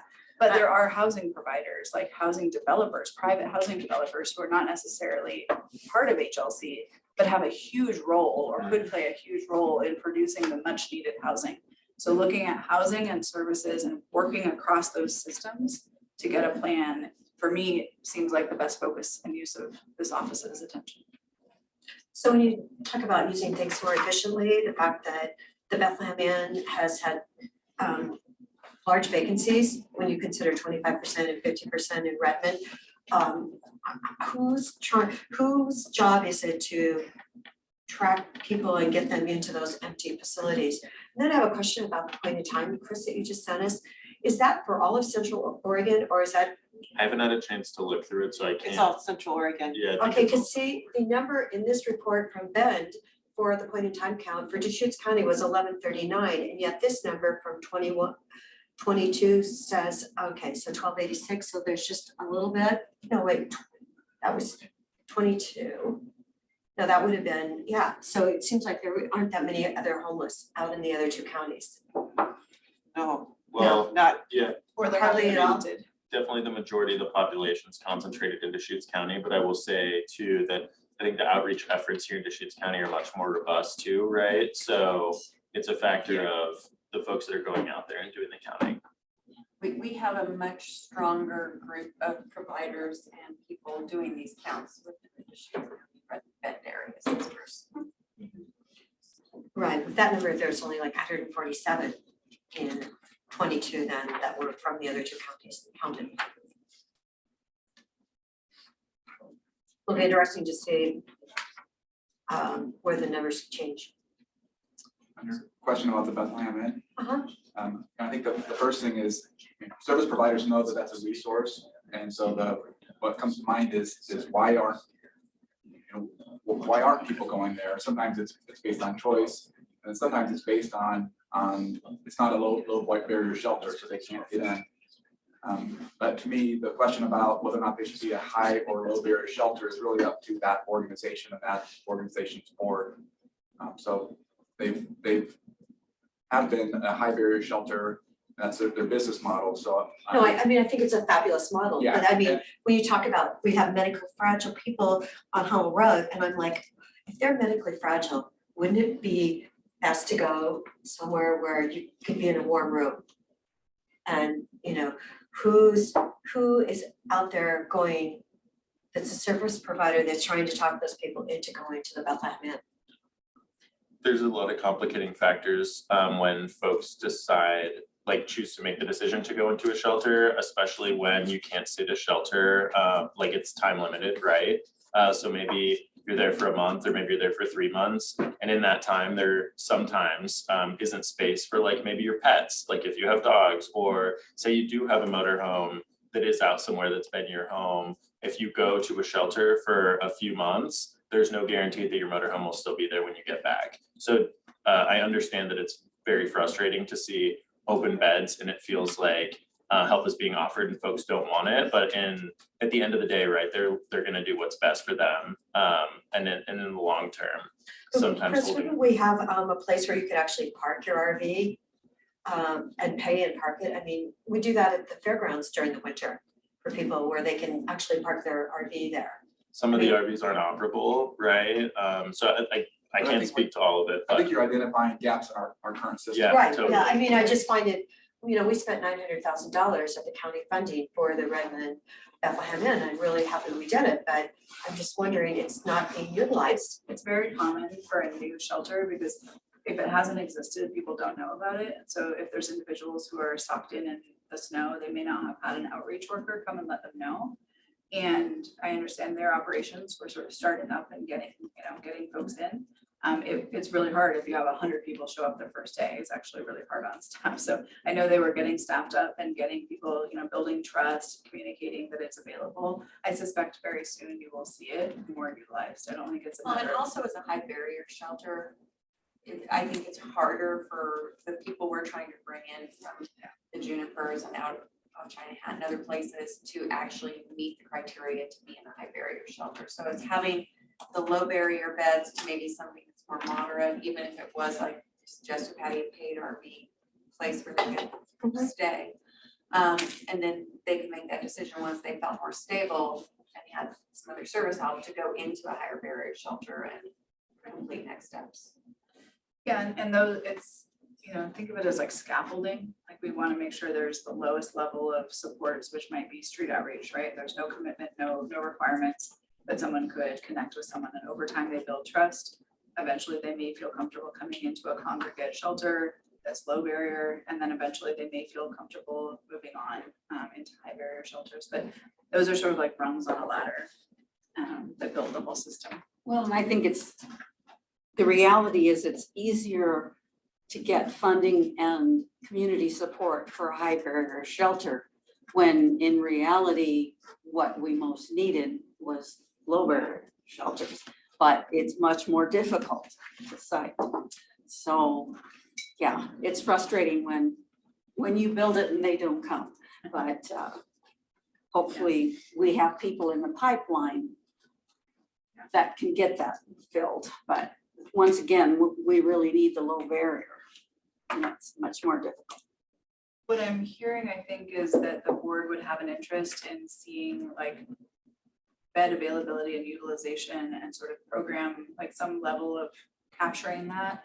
Is that? I think that's kind of one of our performance metrics that we're talking about. Not only are we making sure that we know who we're servicing and the needs they need, but are they finding the right shelters? And do we have too much of one and not enough of another? It would be a metric. Okay. Yeah, I talked about that actually on the next page that we're going to jump into on the strategies page 20.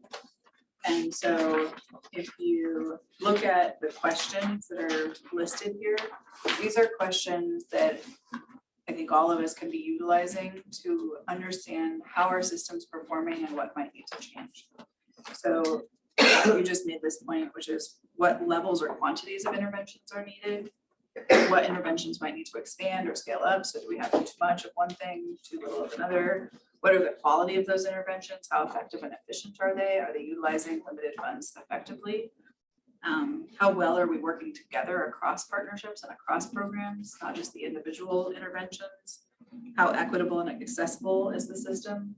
Talking about our data. So all of these are ways that we can be thinking about the data that we're seeing and the interventions that or the changes to the system that we might make.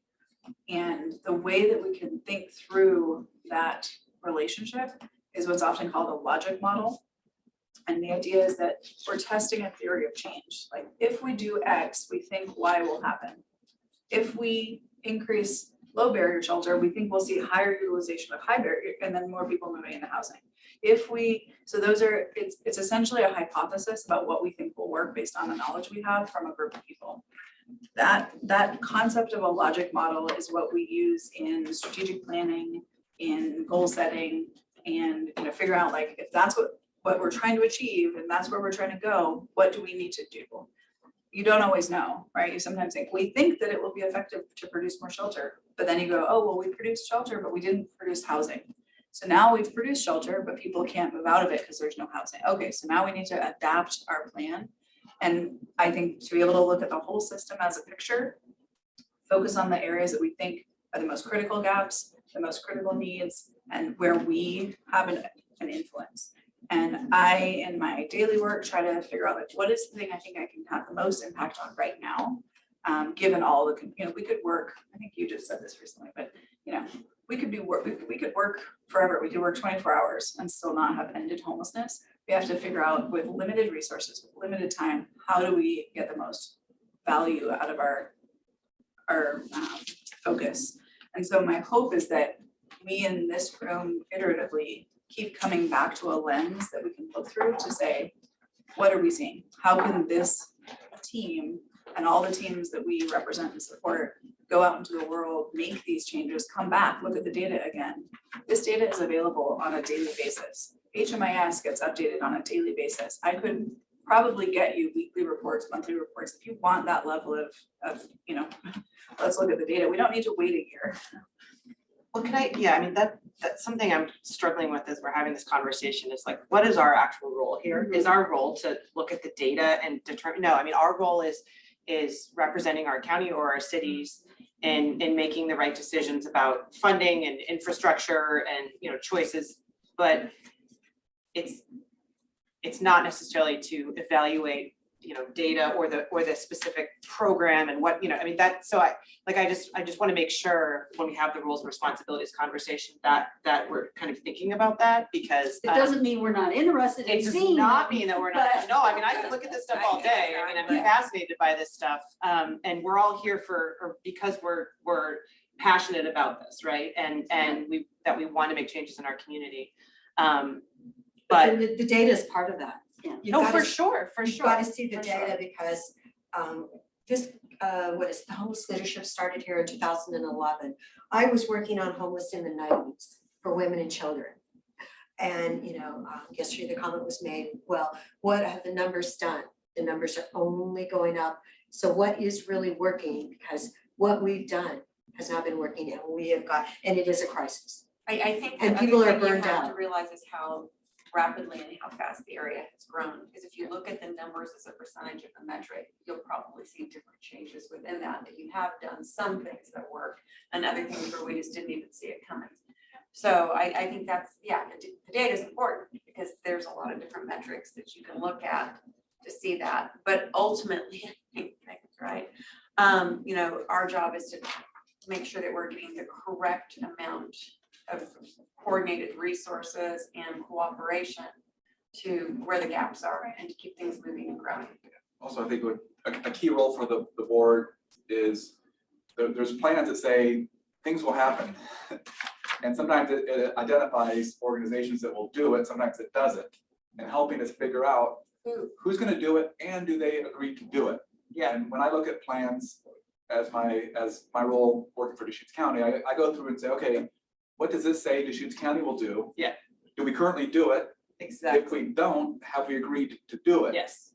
And so I think that the role of this board is really helping us go through that. And for Yes. Deschutes County, it's working with Commissioner Dare to say, okay, this, whatever plan says Deschutes County is gonna do X, we're not doing X. Yeah. And then going back to our board and say, are we willing to do X? Yes. And then come back and say yes or no, because if the answer is no, then we need to clarify that. Because Clarify it otherwise people more. say, hey, this plan said, and same thing for the cities.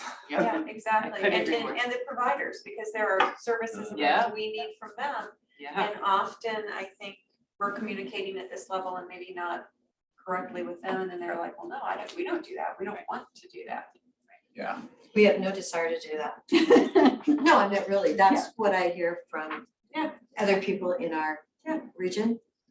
And then we need to modify the And if you plan. build it, they will Yeah. come. That's what I hear a lot. In these Build it. strategies, do we take and target the different strata of homeless evenly? Do we take and have any priority towards working homeless versus medically or mentally challenged homeless versus families homeless? I mean, where, who do we really target to have an effective, solution to what we can solve? Yes. So that's you're all making great points because those are, you're teeing me up for the next conversation. So these are some of the clarifying points that I want to present and talk about, because we cannot solve all of homelessness in one fell swoop, right? It is like any big goal, you break it down, and subpopulations or special populations, as they're referred to by HUD, are designated populations that we know are more vulnerable. And we've talked about families and youth. We've talked about individuals who are chronically homeless and facing co-occurring disorders. So those are special populations that have been identified in this plan. And to your point, and the point was made, the work of this office is not just what staff do, it is what all of the entities involved will do and all of the partners not in this room. And I worry sometimes that the strategic planning process, it was very focused on what this office will do with not as much attention on all the other commitments that need to happen, to make that true. So, for this office to accomplish some of these functions, we would need to be working with the county because it oversees behavioral health and investments in, public health. In order to be working on housing, we need to be working with cities to figure out housing plans and how do we produce more actual housing units. So that's where I'm interested in a conversation, and I don't think we're gonna get to we're not gonna arrive at a final state, But I do think it's important for all of our clarity to say, what are the next steps to getting clear? Because that is the work. Don't you think that now that we have the point in time to start with, we can honestly take a small step back and say, these are obviously the largest groups that we need to address in the most immediate of fashions, here's the biggest gaps, and create some key metrics even by the next time we meet to say, based on that, this is what we're seeing, how would we like to focus? And these are some of the things that are already out there in the works, whether it's new beds for the governor's executive order, whether we're looking at additional safe camping, but then we can have those conversations and find out how do we then go to our partners in this and get that collaboration and support. And at least the veterans number looks excellent. It's gone down to like 40. And the Veterans Village, you know, Yeah. is actually doing remarkable work with the surrounding. It's been open for a year and a half. There's a huge potential to end veteran homelessness, and I feel like that is an initiative that we could find broad support for. I think those smaller initiatives really help this large process of, how do you solve homelessness for 2000? Just even- You can't, Just even on that exact point, is our goal to roof homeless individuals or to bring homeless individuals back into being a vital part of society? Are we just throwing money at creating a house for somebody, or are we leading them back into, feeling good about themselves and being a beneficial part to society, contributing to those that help them, get back to where they are? I would argue that they're not vital members of our society. I mean, I would argue against that. See, that's what Judgment Helping of the Hands does homeless. though. They bring them back, those people that come through their program in the 5 counties, they actually end up working there, they're treated with dignity, and they do bring them back into society. So I mean, But many of our homeless are working already. And so I think well, that how many though? to stereotype them. No, I wasn't stereotyping anybody. There's multiple strata of homeless. There's the ones who have income, that have a job and they just don't have a location.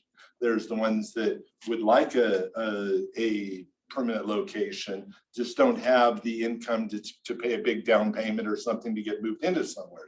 There's the ones who don't want to take and deal with society. They're still homeless out there. And so there's multiple strata. That's where I was trying to say is, what really is our goal? Is it to bring, our homeless back into society, or to take and just house our homeless? I think the point is well taken, which is that we want to make sure the quality and dignity of our services is available for anyone. Correct. No one needs to do anything to deserve housing. People don't deserve to die in the cold when this community and this nation has so much wealth and so many resources. It's about distribution. And I actually, on this note, I'm gonna ask if I can actually go back to read the guiding principles that I've suggested, because I think they're touching on what you've just, all of you touched on. This is a human issue. This is a crisis of humanity. We're talking about very high level technical data. We're not talking about numbers, we're talking about people. So I wanna read the guiding principles, just sort of briefly. I'm not gonna read them exactly, but just to give us the sense that this work is incredibly important and very hard. If it was easy, we would have done it already. We are doing very hard work that literally every community around the nation is struggling with. And if there was one solution, And if there we was would one have used that solution, one solution, right? right? So homelessness is a symptom of underlying conditions. It exists because of other systemic failures and market failures in housing, in access to public health and poverty. Those are big systemic issues we probably can't totally change. We just deal with the context of them, but we can certainly influence them. And if we think about housing and homelessness as a health condition, and we think about what are the underlying conditions, sometimes we talk about homelessness like, oh, this person's homeless because they lost their job. I would ask and push back that most people who lose their job don't become homeless because of it. Most people who have a health condition don't become homeless because of it. The difference is those underlying conditions, and our system's ability to do early detection, just like a health system does, early intervention, just like a health system does, crisis intervention, just like an ER would, and then ongoing aftercare. we are not building anything different. What we are building is a health system. And it is a health system where the application or the intervention is housing and services in the appropriate doses. The guiding principles that we can hold on to will literally help guide us as we do that work, because this is ethically and morally important work. And I find that burden in this work really, it is for me as a professional doing this work, and I know for everyone who works in this space and all of you, we're suffering because of witnessing suffering. It is painful to know that there are kids who go to sleep in the snow. And it should be, right? And it's even more painful knowing that we can do something about it. So I think it's important to acknowledge what I just said, which is the issue of homelessness is compounded by systemic injustice. We are looking at systemic issues, systems that do not function well for vulnerable people.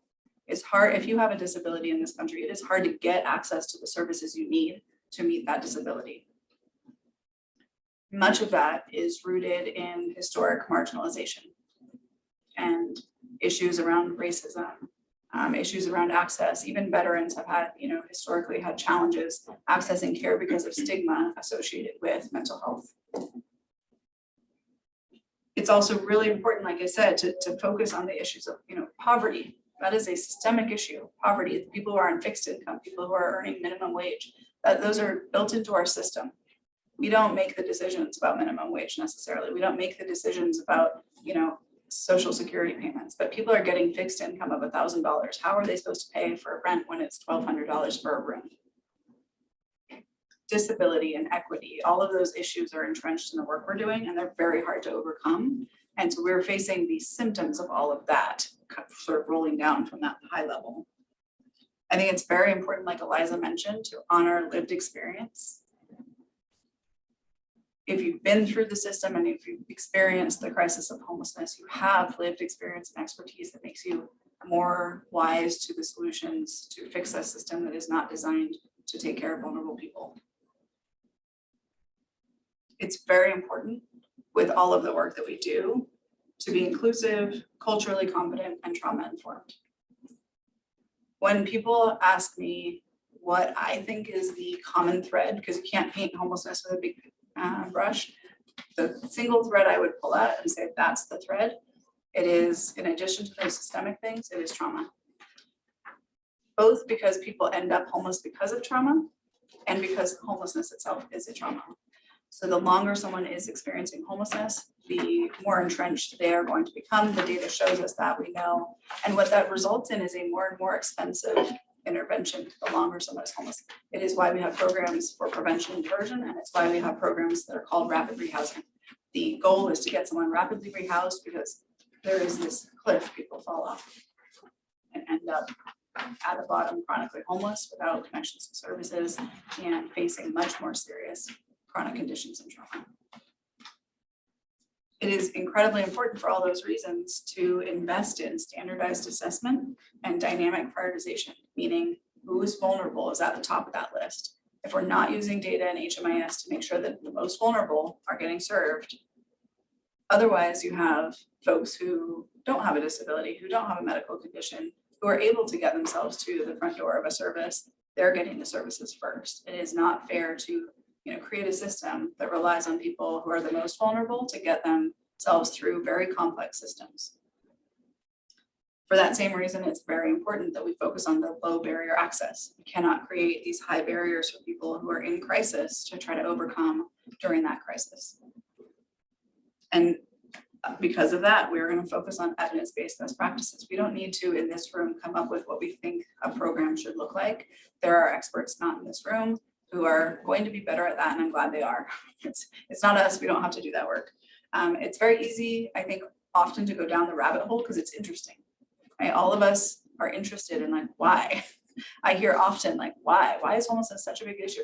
I am still learning something every day. The new data always tells me something different, and it's not that it's wrong, the old data was wrong, it's that it's evolving all the time. In the time I've been doing this in 20 years, the whole way we think and talk about homelessness has shifted, and the pressure, the political pressure to solve homelessness, which is an incredibly complex issue, has shifted completely in the past 5 years. 10 years ago, you didn't really see it in the news. Now it's rare that you don't. The pressure to solve this problem is enormous, and the resources and solutions are not able to meet that need all the time. We have this incredible opportunity right now with this office, with all the great work being done among our providers and our partners in the private sector, as well as the governor's office. There is this unique moment in the next year, maybe two, to bend the curve. And that I find motivating beyond, I mean, it is so unique and rare to have that opportunity. And I think that because of that reason, But look at the money they've spent, the millions of dollars they've spent in Portland. REI just said they're leaving town. We've spent money and Really money. town because I tried to unionize. That's Yeah. that, So- or I wanted to. Yeah, so I mean, I'm just saying, yeah, you know, That's money ex- is not always the answer. And how many people, how many service providers do we have? What do we have? 1,300 homeless? How many service providers are now working on those 1,300 people? I mean, is it like a 1 to 10 ratio, or, you know, what is it that we, you know, is gonna get done? it's an interesting conundrum that cities face because they are the end result, that is the end point of lack of options in rural areas. And it's why we talk about regionality. Every city I've ever been in, worked in, lived in has had that as the effect. And it shows up in the data. And what you see is that those cities actually make massive investments in the solutions. And it's not that the solutions are not effective. It's that if you have new folks showing up from rural areas or more suburban areas, the scale of the solution can never meet the need. It is why it's so important, especially in Central Oregon, because we're a little bit disconnected from other cities, to have rural and regional solutions so that the pressure does not end up in the laps of Bend, which we are seeing.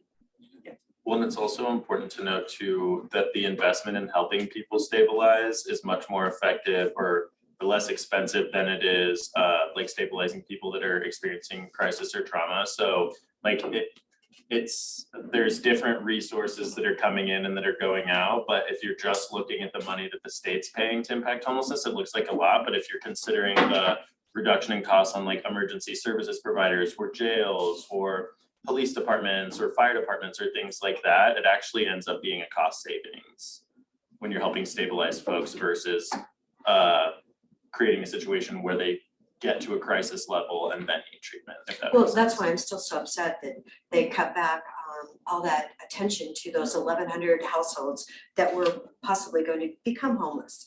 You know, why, to me, it's so important to keep them not homeless, you know. There are still big investments in that portion of the funding. What they identified because of feedback from communities like ours is that if you on a per person basis, there would Yeah. not be enough money to solve homelessness for any of them because it's such a small amount.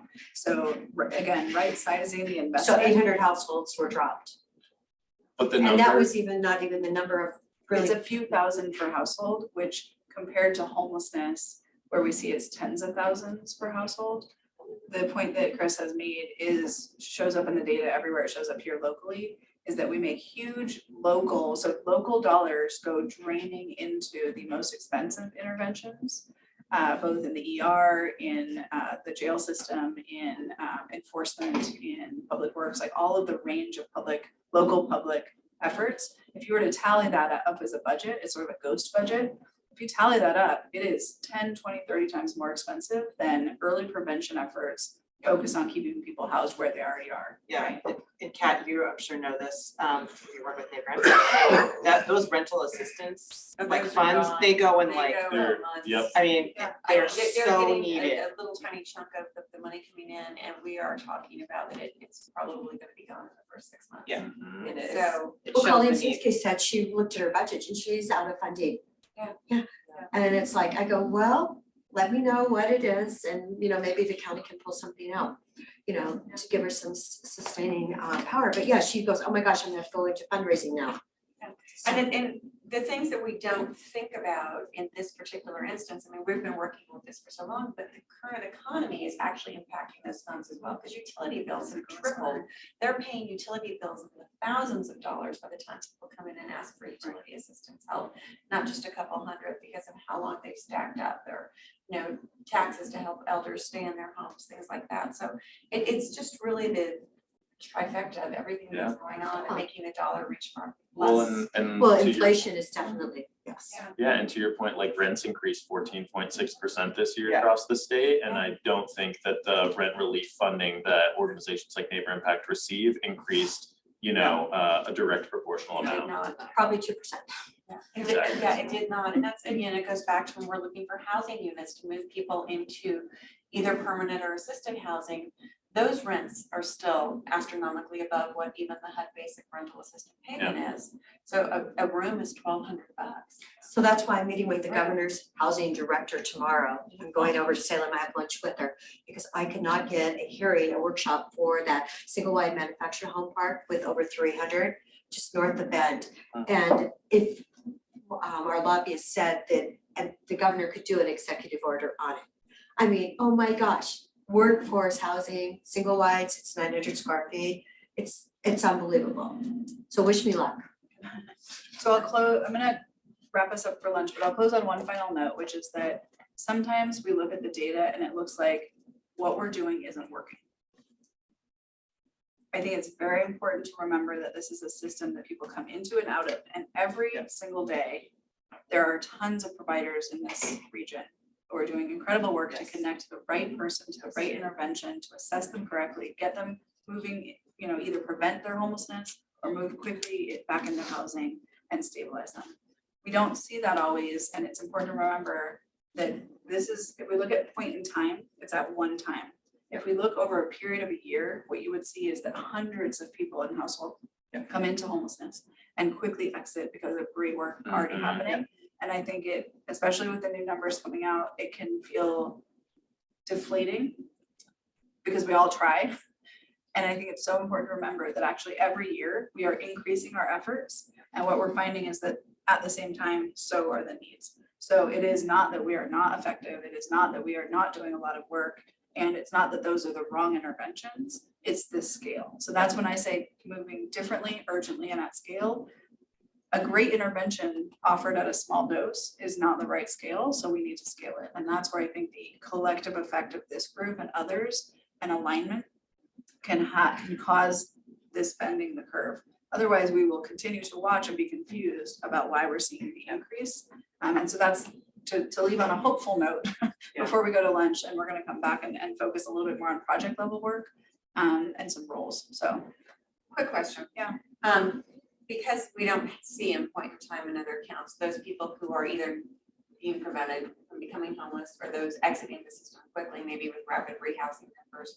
Is there some way to get numbers of rental assists and rapid rehousing so we can see that these metrics are going on in the background and this was the level of prevention that has been accomplished to date? Yeah, we don't hear about that. We don't, and I think, Well, those were like Colleen's numbers, because yeah. when they come to safe parking, but they only need first and last, then Rick will send them to Colleen. She'll get him that funding. And so then, and he was confirming that those numbers weren't in his number, then he was giving me, but yeah, those are the kind of things that, Those are yeah. the things I would like to see, because it tells us, again, it's checks and balances. This is really working here to stem the tide. But we're still having this thing fall through, and we're still having these that can't get from A to C because B doesn't exist or B is full. Yeah, I'm then there's happy, no funding in B. I'm happy to provide data and you can give me feedback if that's what you wanted. But I also think the other thing that could be helpful to Megan's point, I think about, what your job is not to look at that data and come up with the intervention. No, That's where, I'm not that's where looking to the, come up with no, the no, but interventions, but when we go back and talk to our respective communities, we should actually be able to say, this is what's working here and why. Right. exactly. And this is what's not, Yeah. and we know from these numbers, and that's the accountability I would like to have. Yes. And that's what I was gonna offer. Transparency, accountability. Yes. Our team can do some of that pre-work to say, we've talked with the advisory council and this is what they see in the data and what they would recommend. And then, this group can say, okay, how could our entities step up and make investments in those spaces or make policy changes in those spaces. It's so helpful to talk about real work when we talk about roles and responsibilities, because otherwise we're just sort of keeping it very vague. That's a great example of, let's have the right folks who know the data, look at the data, come back with some program recommendations, Yeah. investment recommendations.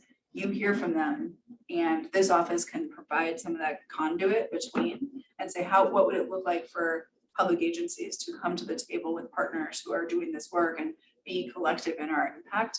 And I think we will, through lunch and after lunch, talk a little bit more about those roles, responsibilities. That's what I think I'm trying to ensure we all have clarity, so we feel like I know my job, I know how to do it, and we know when we're effective. That would, for me, be a good outcome of today, so.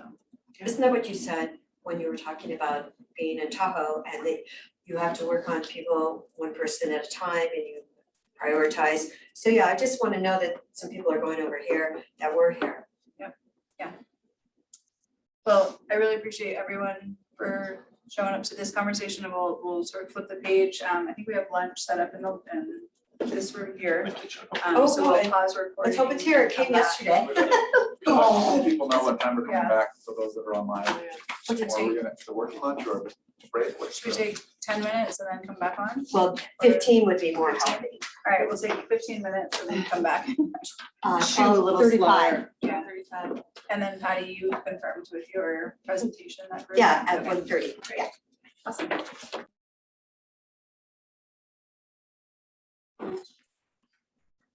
All right, so we're gonna come back together after lunch. We have, with the new addition of the presentation from Helping Hands, we have about 45 minutes. So I wanna do a check-in on timing.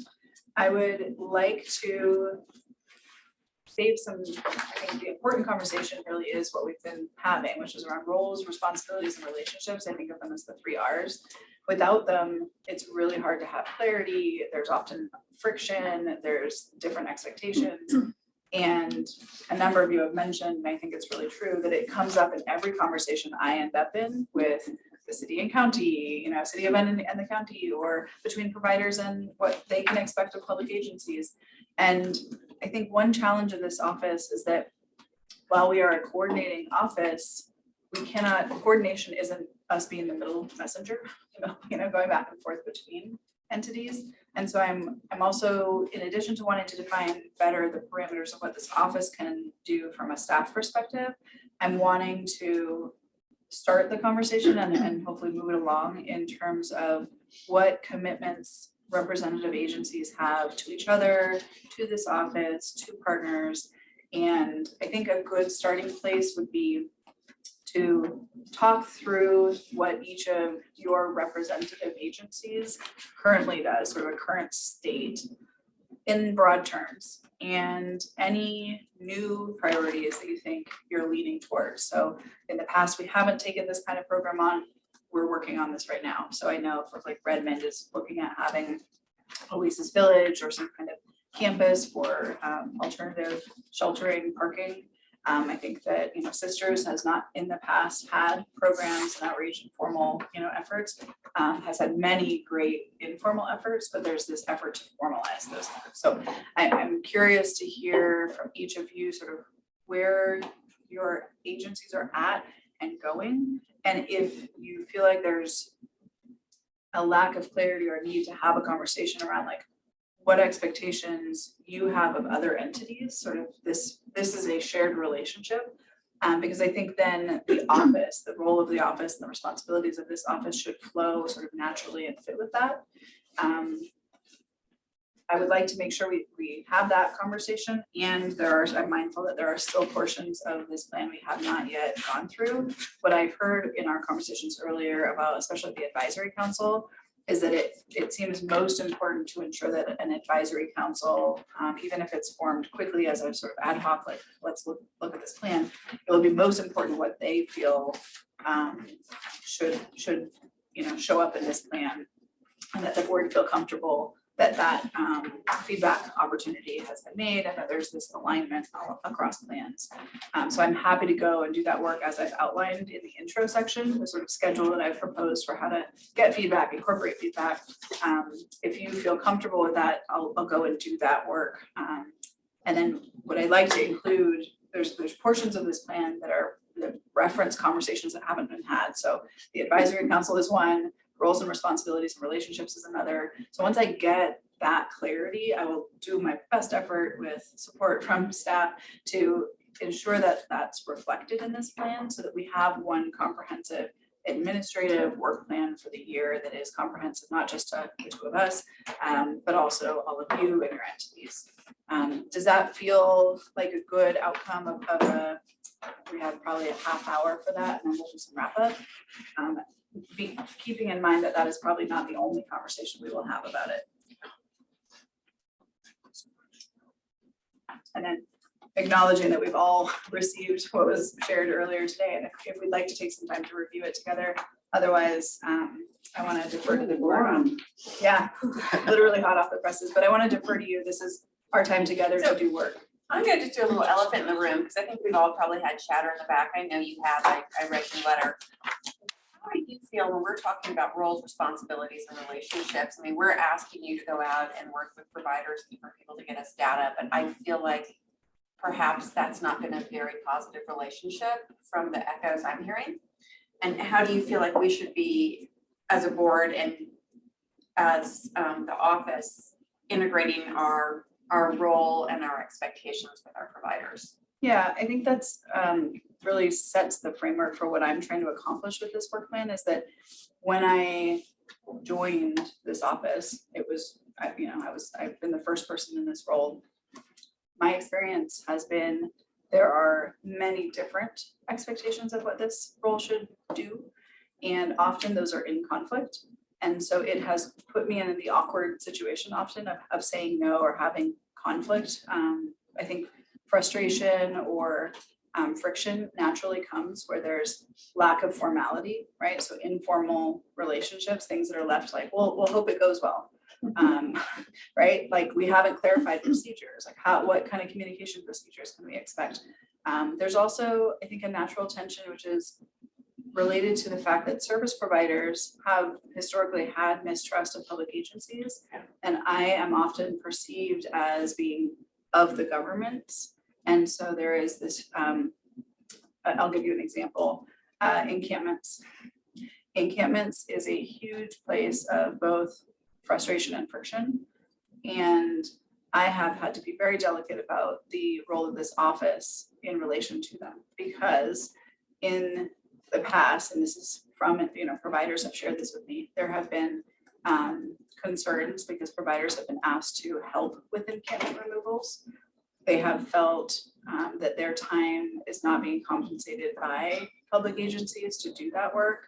They have felt that there's, trust lost with clients when they're asked to do that by public agencies.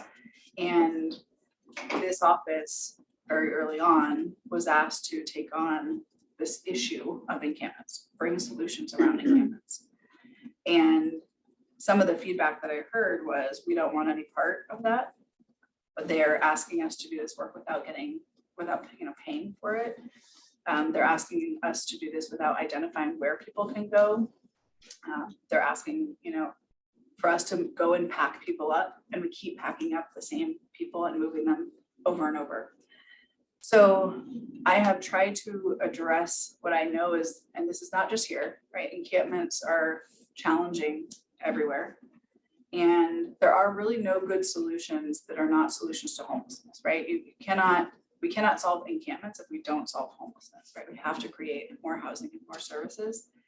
I think it has created friction for me trying to toe the line between building trusting relationships with service providers while distinguishing the work of this office as not involved with encampment removals, but trying to reduce harm during them. That has been, I have tried to stay true to that as a principle, that this office holds a clear line of what we do. We do not support sweeps in the sense that they are not a known best practice solution for ending homelessness. And that is what this office, I think, should be focused on. And it creates some friction, right? And so in the time I've been here, have experienced a number of things that I think create some friction that I am looking for the board's guidance to address. I have some ideas of what could help. I've shared them here. I think not having an advisory council has led to challenges because I'm, you know, it is hard to know where I can go to get feedback on something. And so it's happening informally.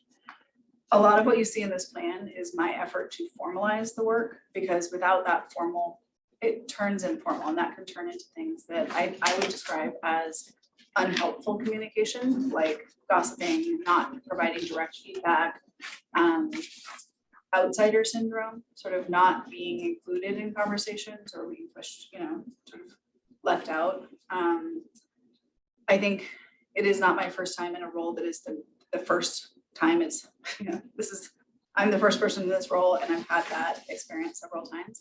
It's not uncommon. I think there are places where I'm also very open to feedback and need opportunities to receive that feedback so that I can ask questions, get clarity, you know, okay, let's shift our approach to this. Without that, I have been trying to execute, first of all, on way too much. Part of what I'm showing in this work plan and in the time study is that the work that I am asked to do is so broad and has so few boundaries, and often gives me 12-hour working days, and I work through the weekend. And it is very helpful to have staff, but I'm responsible for answering to this board, to your respective councils and committees. I'm responsible for working with county staff. I often join nonprofits, there's many of them, community groups, I get emails from press. So there's sort of this broad spectrum of interested parties and stakeholders. Almost every one of them has different opinions, including often even like our Board of Commissioners has very different opinions about what to do. So when we talk about what is the role of coordination, I alone or this office alone is not doing the coordinating. The coordination needs to come within each of your entities, within this group, you know, we're part of that and we can help convene that coordination. But otherwise, I worry that the conditions of success for this office, and I don't mean me, I mean this office, which is all of our office, it is not going to be conducive to moving forward effectively if we do not have some boundaries on what can be asked of this office and what we can achieve.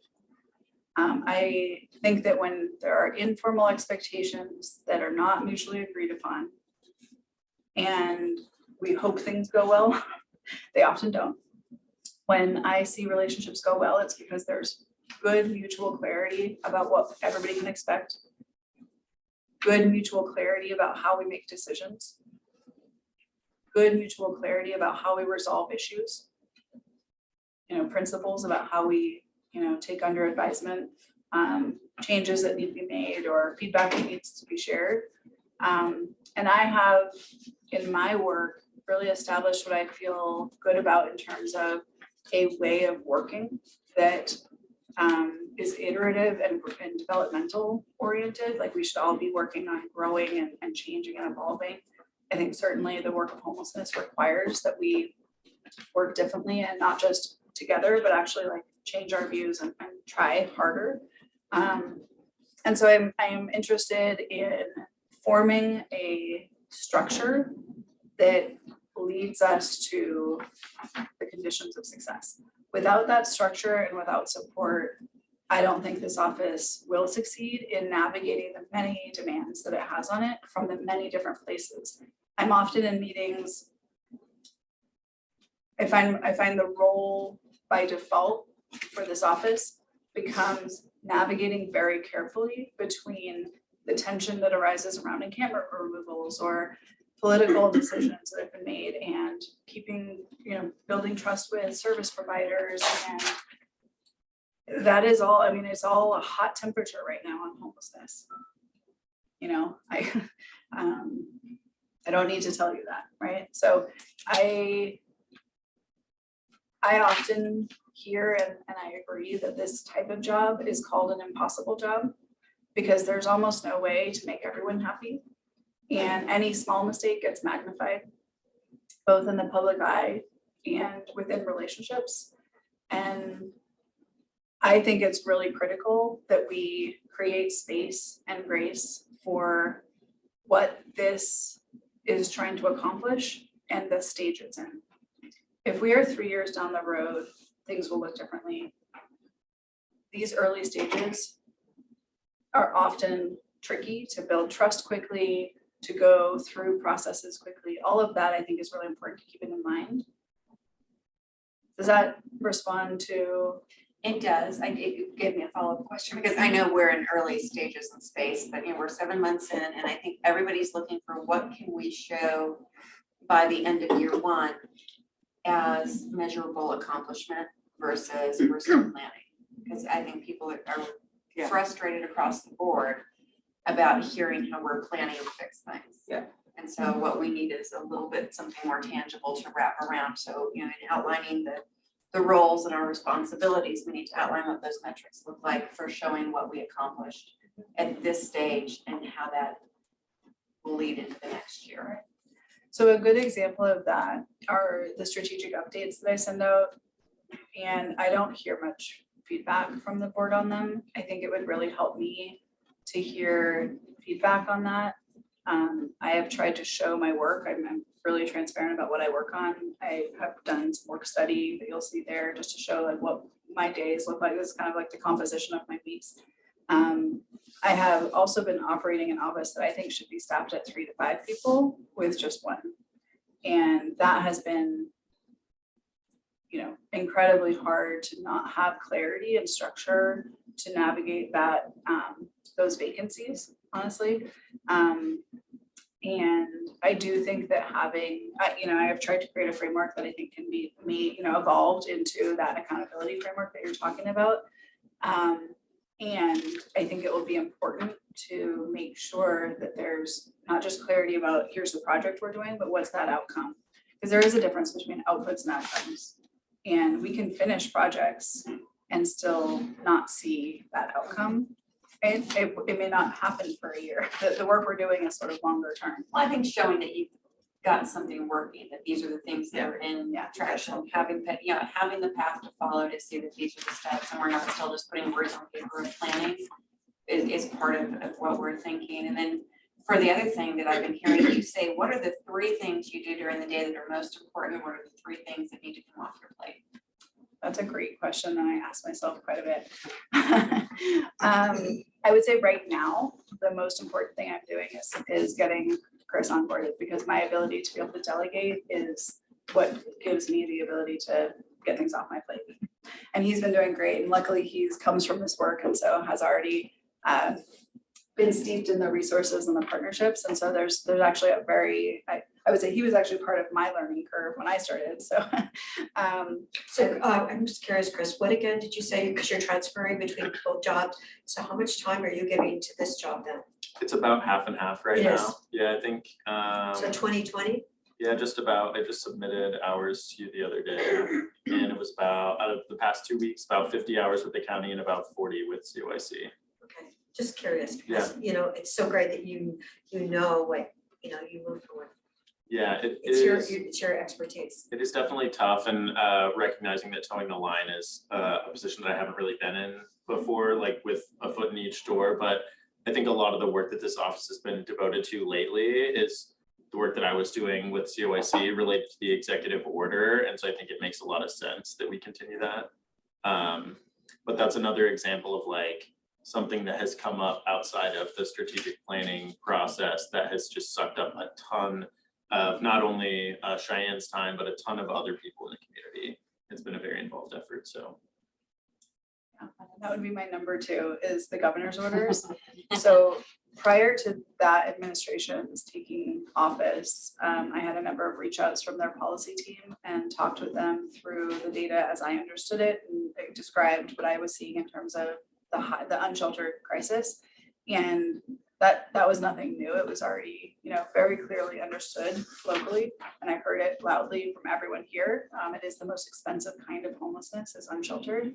And so, really advocated strongly for that funding. The double-edged sword of that is that now we're on this track to, commit a huge amount of COIC's time, our time. I think I mentioned in the last meeting that it added about 10 hours to my workload.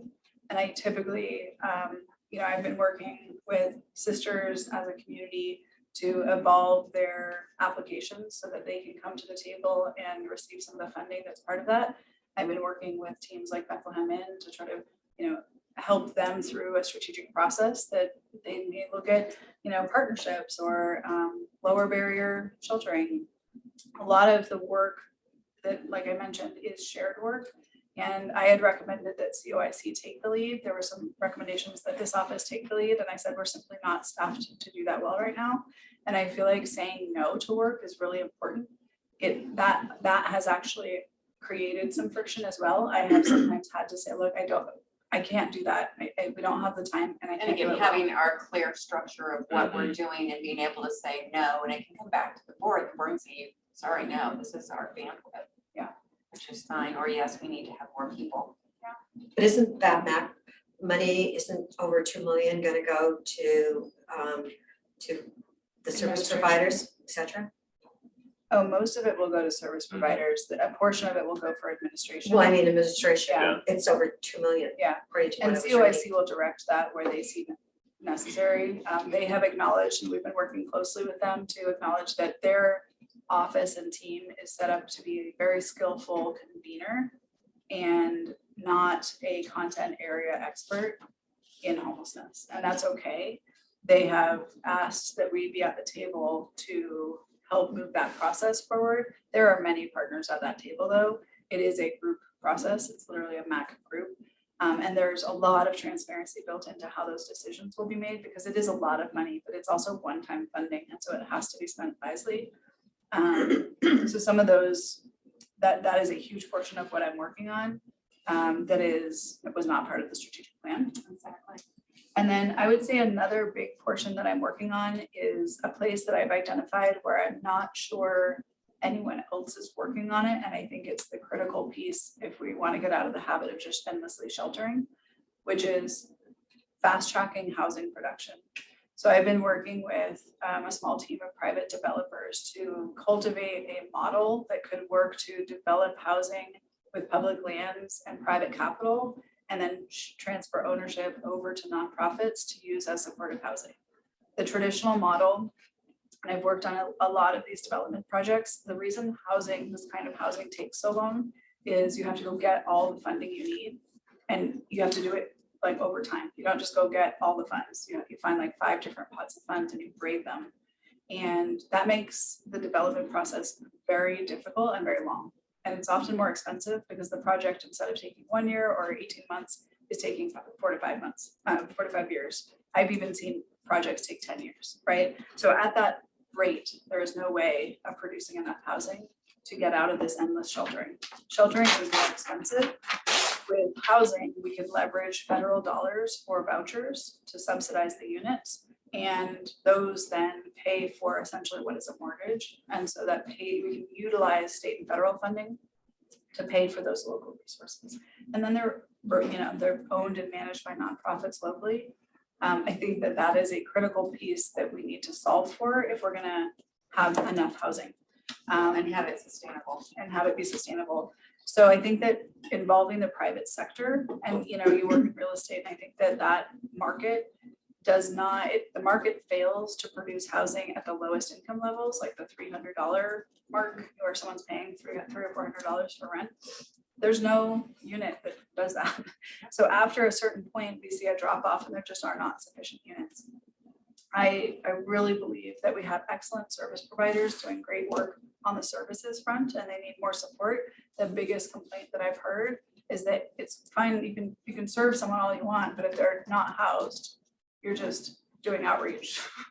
And that to get everyone out of this conundrum of, well, do we invest heavily in shelter? Do we just produce a ton of shelter? Or if they go into shelter, it should not be a place they stay. It should be a process they go through to get into housing.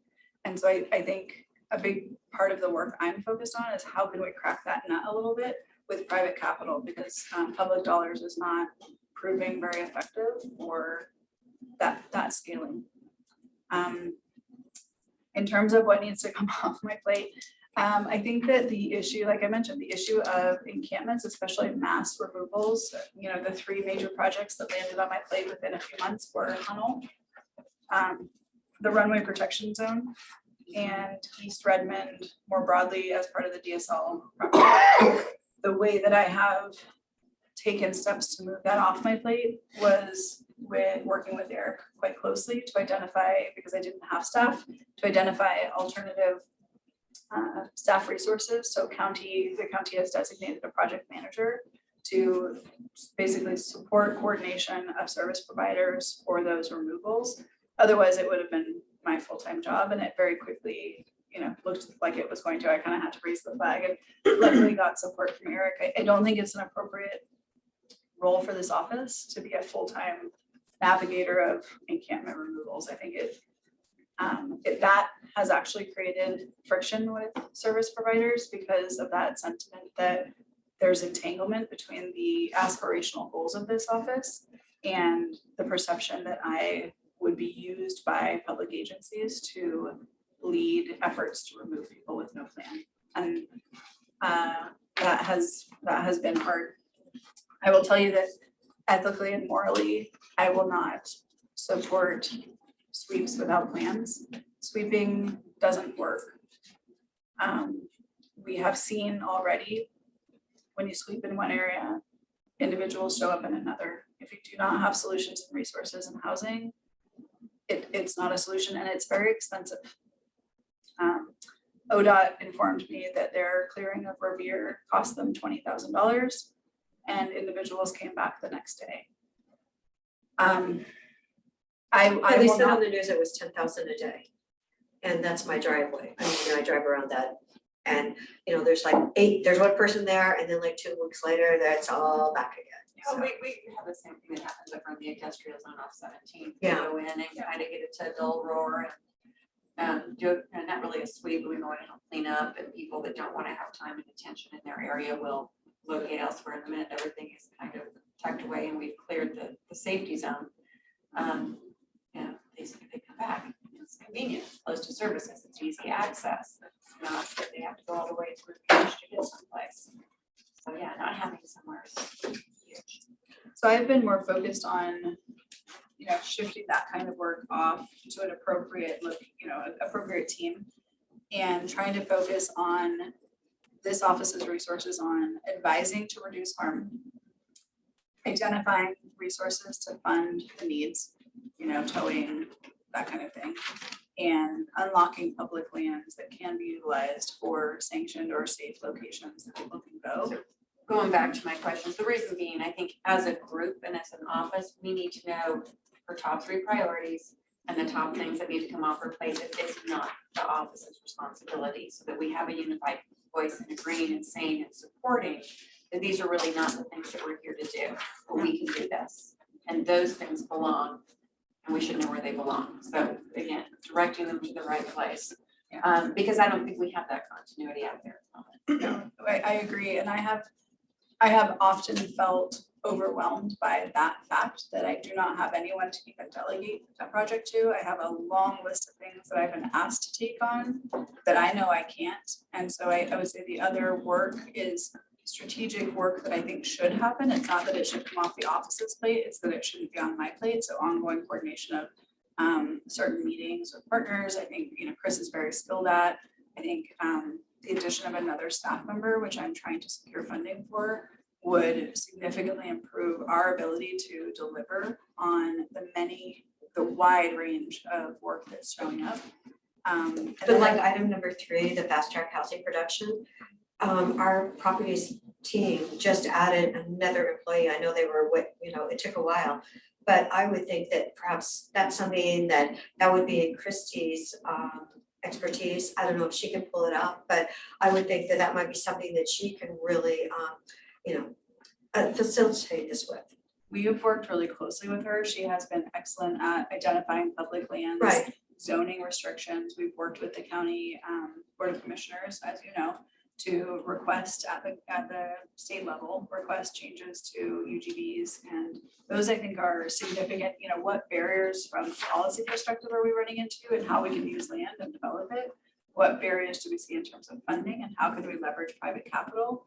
We, have been working on not just the model for producing the housing, but a significant tranche of funding from private capital sources. If we could establish that as a fund that could be regenerating, that would significantly overcome the issue of reimbursement and waiting for all the funding to come in before you can start development.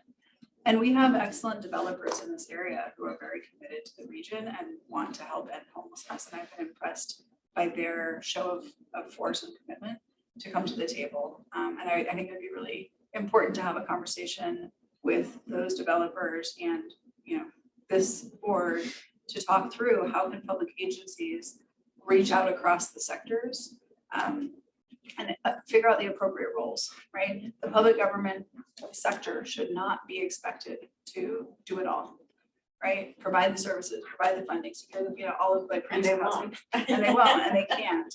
And so I do think that the solution, any solution to where we stand has to be across sectors and, as you know, across agencies, and needs to be willing to pilot things and try it, and also willing to overcome friction and figure out, okay, how can we address this friction? There's clearly friction. What's going on? If I can't clearly say, here's how I make the decisions about what work we can take on, everyone thinks everything is our job and we haven't done it. And I am saying, I don't think that's the job of this office, but it's a conversation happening informally. And so I'm really looking to the board to help with that. I have seen it often in workplaces and organizations. Without formality, things become informal. They become, side comments and side feedback not given to the person or, and I don't think that's helpful to the work we have ahead of us. And just the final note that I'll share about encampments is that very quickly I started wondering if I could do this work while still holding the moral line that I have around sweeps and clearing. They are traumatic to individuals who are already traumatized, and they are not effective from a solutions perspective. And if I am instructed or asked by this board or other entities to do that work of sweeping, I won't do it. It is incongruous with and sort of antithetical to the work that I believe in and what the evidence shows us works. So it has been very, I would say, emotionally hard on me to navigate those conversations. When I was presented with these 3 major projects and we started tallying up the number of people that were set to be displaced, it's like 400 people. Without significant planning to make that happen and to not cause chaos or harm. That is why I think this office can be at the table to advise, but I have been criticized for even participating at all in support, in supporting a process for those. I have, yeah, it's been hard. So I mean, it's hard for us to do it too. Absolutely. It's hard, it's not easy, but when it comes down to federal funding and FAA, we have hard lines. Yeah. And I think that's what makes it difficult. But in this aspect, I know we've tried very hard with the RPC and even with the DSL swap to make sure that we have other avenues that should be coming online and available for options. So we're still trying to keep that balance and have a place to just not say you have to go, but to have some place that here is an option. As have we.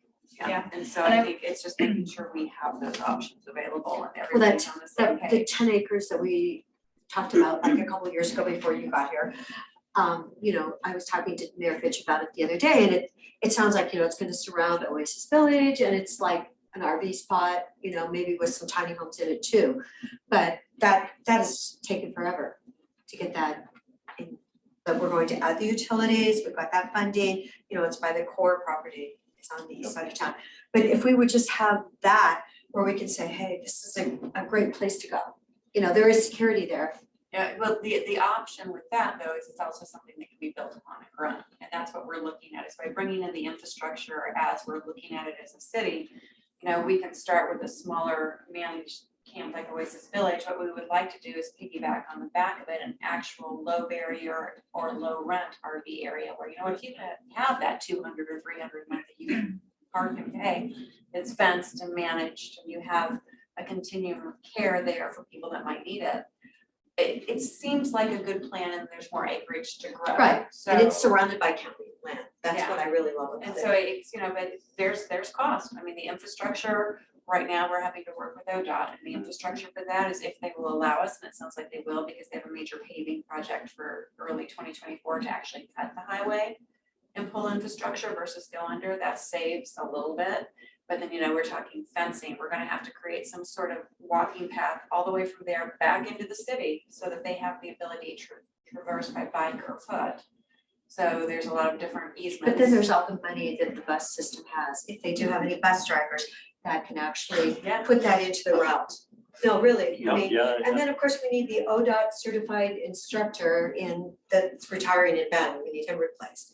But I mean, we do have, we get about 10 million in a year for There's some ODOT. different, so that's our best I mean, option, bus money. because it's actually a campus that can grow, and it's a campus that can do a lot of different things. I kind of giggle a little bit because the providers are, I don't want this one next to me because I want this, but they're all low barrier, they're just a different version thereof.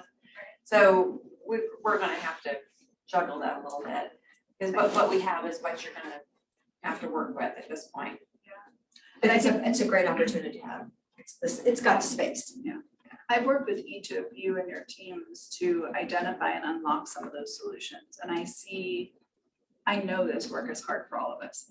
None of it feels easy and none of it feels like it's exactly right. And it's because homelessness gets solved with many strategies, not one. Not one. And it's not gonna be perfect, that's why I keep telling you, it's gonna be, like, everybody's expecting that I wanna do it this way and it's gonna be fabulous and perfect, and I'm like, it's like having children, they come out and they look great, but it's never perfect. They never, And they're never the same, and And- they don't want the same thing. and sometimes they don't look perfect either, so.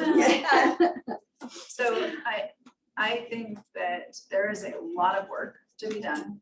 And like you said, it is likely to be a little bit messy. And I think the real work is how do we clean that up? How do we make good formal structures that lead us to the conditions of success?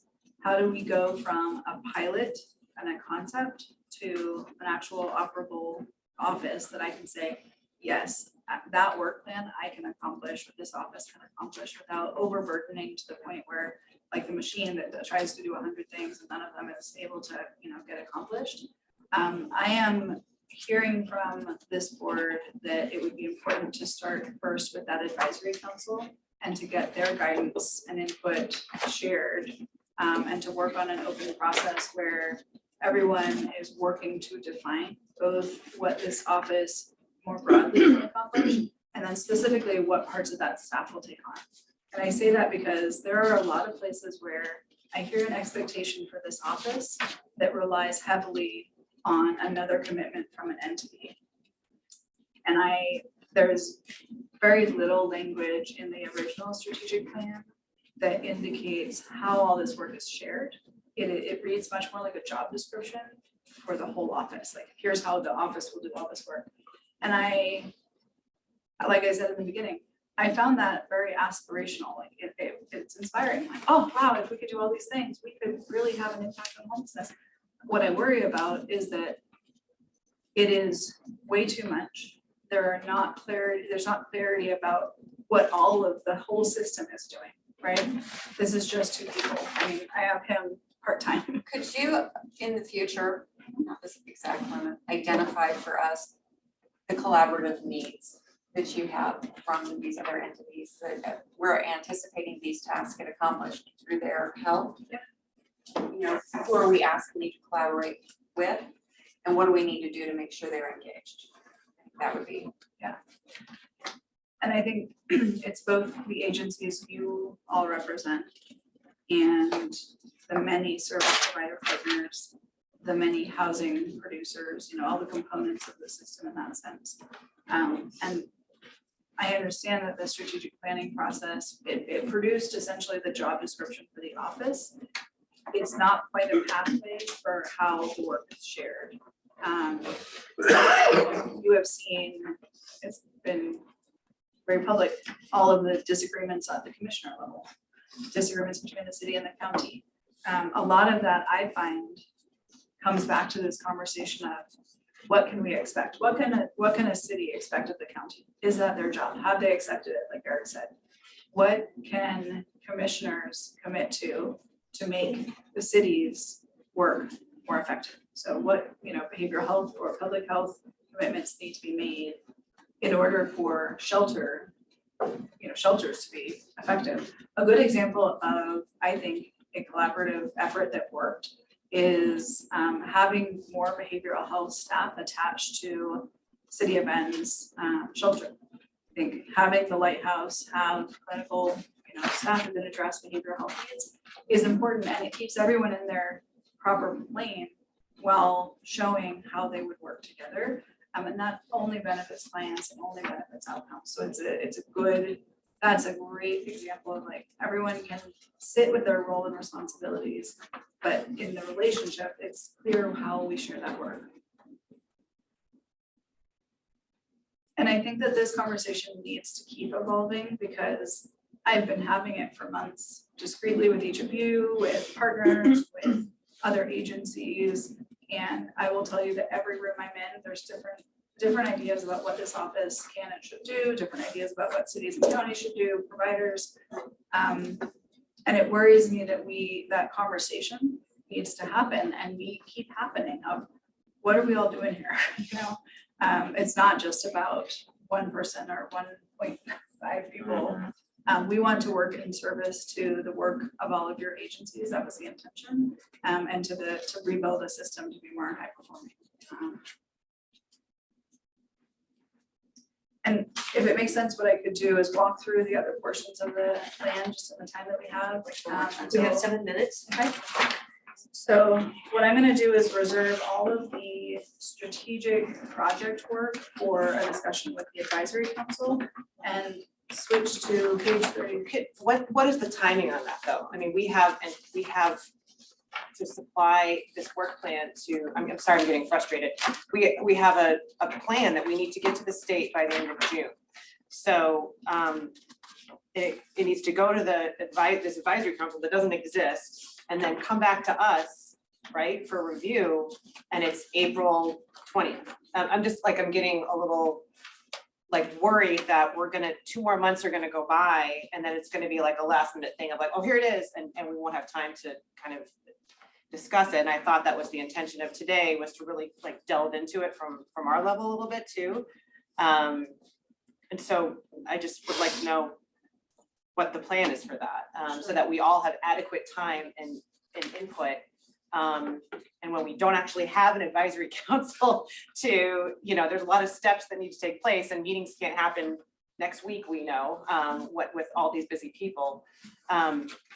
We don't even know if we're gonna have a meeting in May because of the city club. Like, I'm getting worried about time, and I'm getting worried about what I'm telling people at the city of Bend about what we're doing here. Like, I feel like we're kind of still treading a lot of water here. And so I'm sorry, I'm getting a little frustrated, but I would love to kind of like, what are we doing right now? So 2 points of clarification. So my understanding from talking with the folks that were involved with the Emergency Homeless Task Force plan, that's the strategic plan, and that's what's due to the state. So you're just gonna, your idea was like that would go to the state as it is right now. What I have heard from representatives there is that they fully understand that these are evolving. These are pilot projects, and many teams have requested extensions for a full year. They want 6-month extensions because they haven't gone through this process. Notably, Central Oregon, Deschutes County, we're like ahead of the game. We are way out front. What I worry about is that we've actually gone a little too fast and not laid the track to make this effective. And I want to acknowledge what I'm hearing from you is that there's frustration about not being further along. And I think there's a lot of work we have accomplished, and I'm happy we can, put a listing of that together. The thing I'm running into as I do that work is the work that we didn't slow down to do, right? So the roles and responsibilities, all the commitments across all the partners. Megan, I do want to call your attention on page 10. I had put together this board review. It's a description of the schedule that I'm planning to execute on and sort of where we're at in the process. The italics have already occurred. I agree with you that forming the advisory council, so I have heard from board members that they thought that the board was going to be identifying the advisory council members. I've heard from service providers that they thought it was going to be a different process. So it's a good example of where I got caught in the middle a little bit on a process it wasn't part of. And that's why I invited Eliza to represent what was the original intent. And I'm happy to follow that process. If what I'm hearing from the board is you want an ad hoc advisory council or some other avenues where I can get the feedback that I need to make this plan workable, I'm happy to do that. But I have spent quite a bit of time putting to paper what I think can work and bringing that to your attention. So, So just so I understand, so this work plan is not what is going to the state in I think your it mind? should go to the state with the strategic plan. The strategic plan was what you had said previously, that's The the task strategic force work plan. plan. Is the emergency homeless task force. No, it's the emergency homeless task force plan. Yeah. Yes, So, and that's why I also showed. which I don't think that was, I don't think that was ever, I did not understand that that was the intent. Yeah. Nor do I think our service providers understood that, I which is agree. why there was a, I have made notes on the revisions and I'm trying to highlight those, take the time to highlight those. So I included a revision chart that shows the revisions I've included, which include renaming this instead of strategic work plan, just work plan, to avoid any confusion with being a strategic plan. I have noted that I'm concerned that the strategic plan does not provide enough guidance at the high level for me to then take that and turn it into a work plan for this year. I am doing much of the work that is outlined in the strategic plan, and I've tried to note that where we've already been underway with projects, where we've completed things. I send out the strategic updates. I am very open to feedback if there's a need of the board to see more connective tissue between those two. I have tried to walk through and show where that's happening and cross-reference it. So, hi, sir.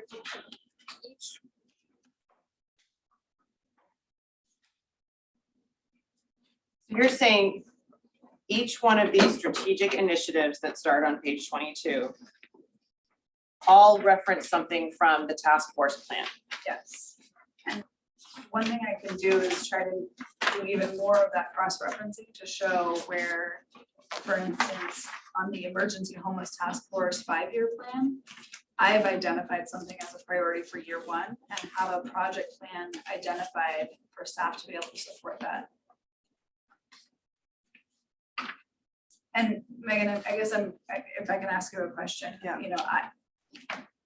I am really trying to hear feedback from this group and others and take a plan Yeah. that is a big plan and Yeah. too big for 1 year and turn it into a plan that I can then say, Chris, here's what you're gonna do. This is the part you're gonna do. This is the part I'm gonna do.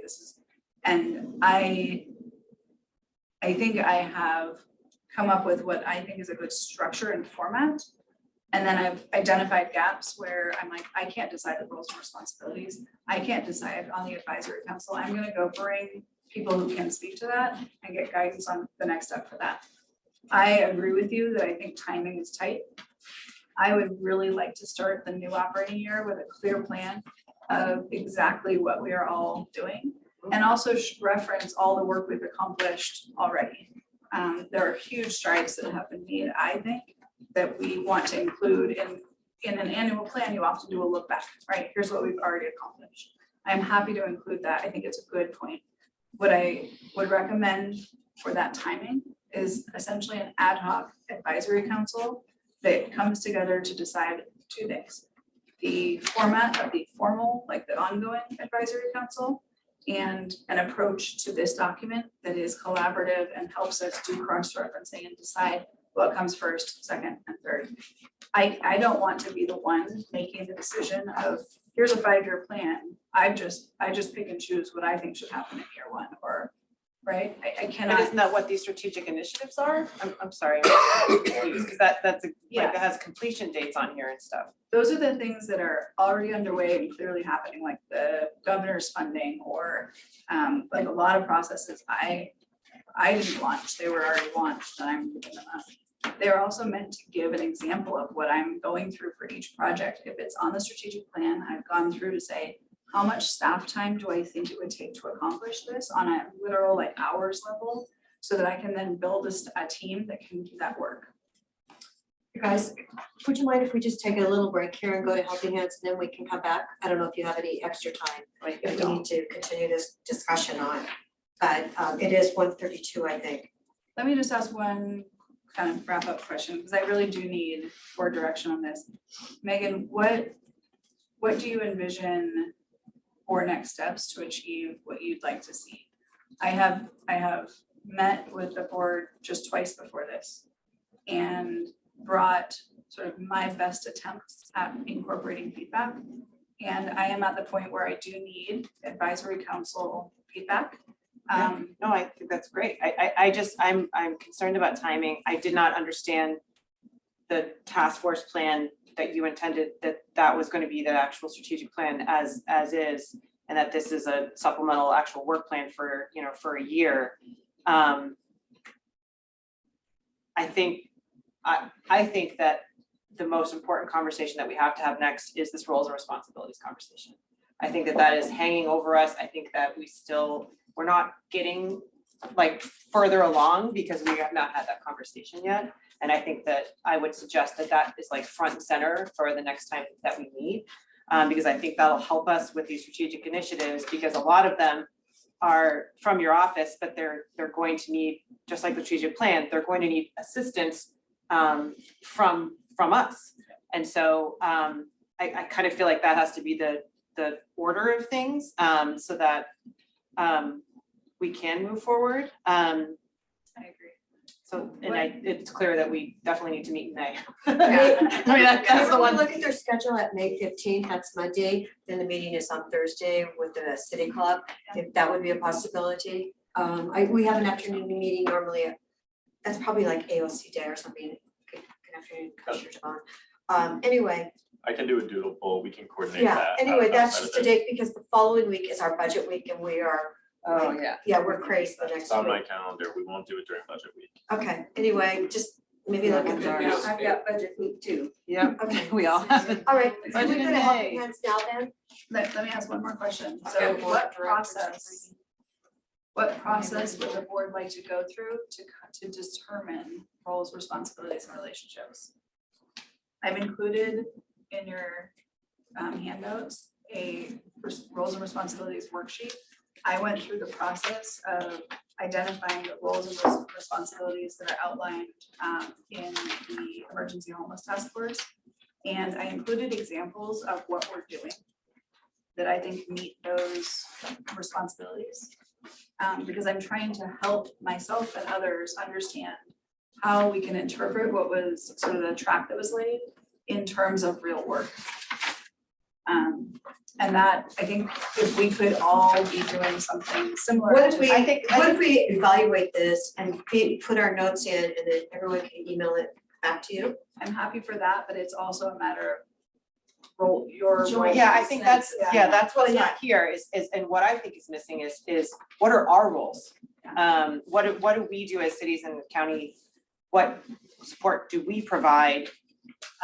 That's the conversation that I would like to have. And my question, which I'm just asking so I can set up an agenda, is what process would the board like to go through to get there? Do you want a facilitator to help us work through a process that is shared in advance, and you agree that like, does my question make sense? I'm trying to come up with how. I don't think we need a facilitator, that's just money. Yeah. We're a small group, Yeah. confident, small group, we can get it together. Do you want me to work with the board members offline to come up with a process that can help us produce that? Again, I'm balancing I come up with it and offer it for feedback and it's not right, or you come up with it and I participate as, you know, representing the office. I agree with I don't you. have the capacity, but maybe someone from the city of Bend could Well, assist I me. can help. I Yeah. can facilitate at the next meeting, the discussion. We can work together and do that. I mean, just like, You're already on salary, so. I mean, I think the idea of like, and I have shared this with you, Shane, before, like, of, you know, what are our funding sources as cities, and, you know, what are, like, I think that's important too, like, where does all the money come from, you know? And, because I think that's a valuable part of this conversation, you know, we don't have a lot of money to put towards a lot of these things, but what can we provide? We can provide, you know, fast track this, or, you know, that, so I think that's, yeah, that's what I would like to see. So can we get helping hands on now, because they only had so much time for us. Stephanie, can you is it them on? Give them the floor.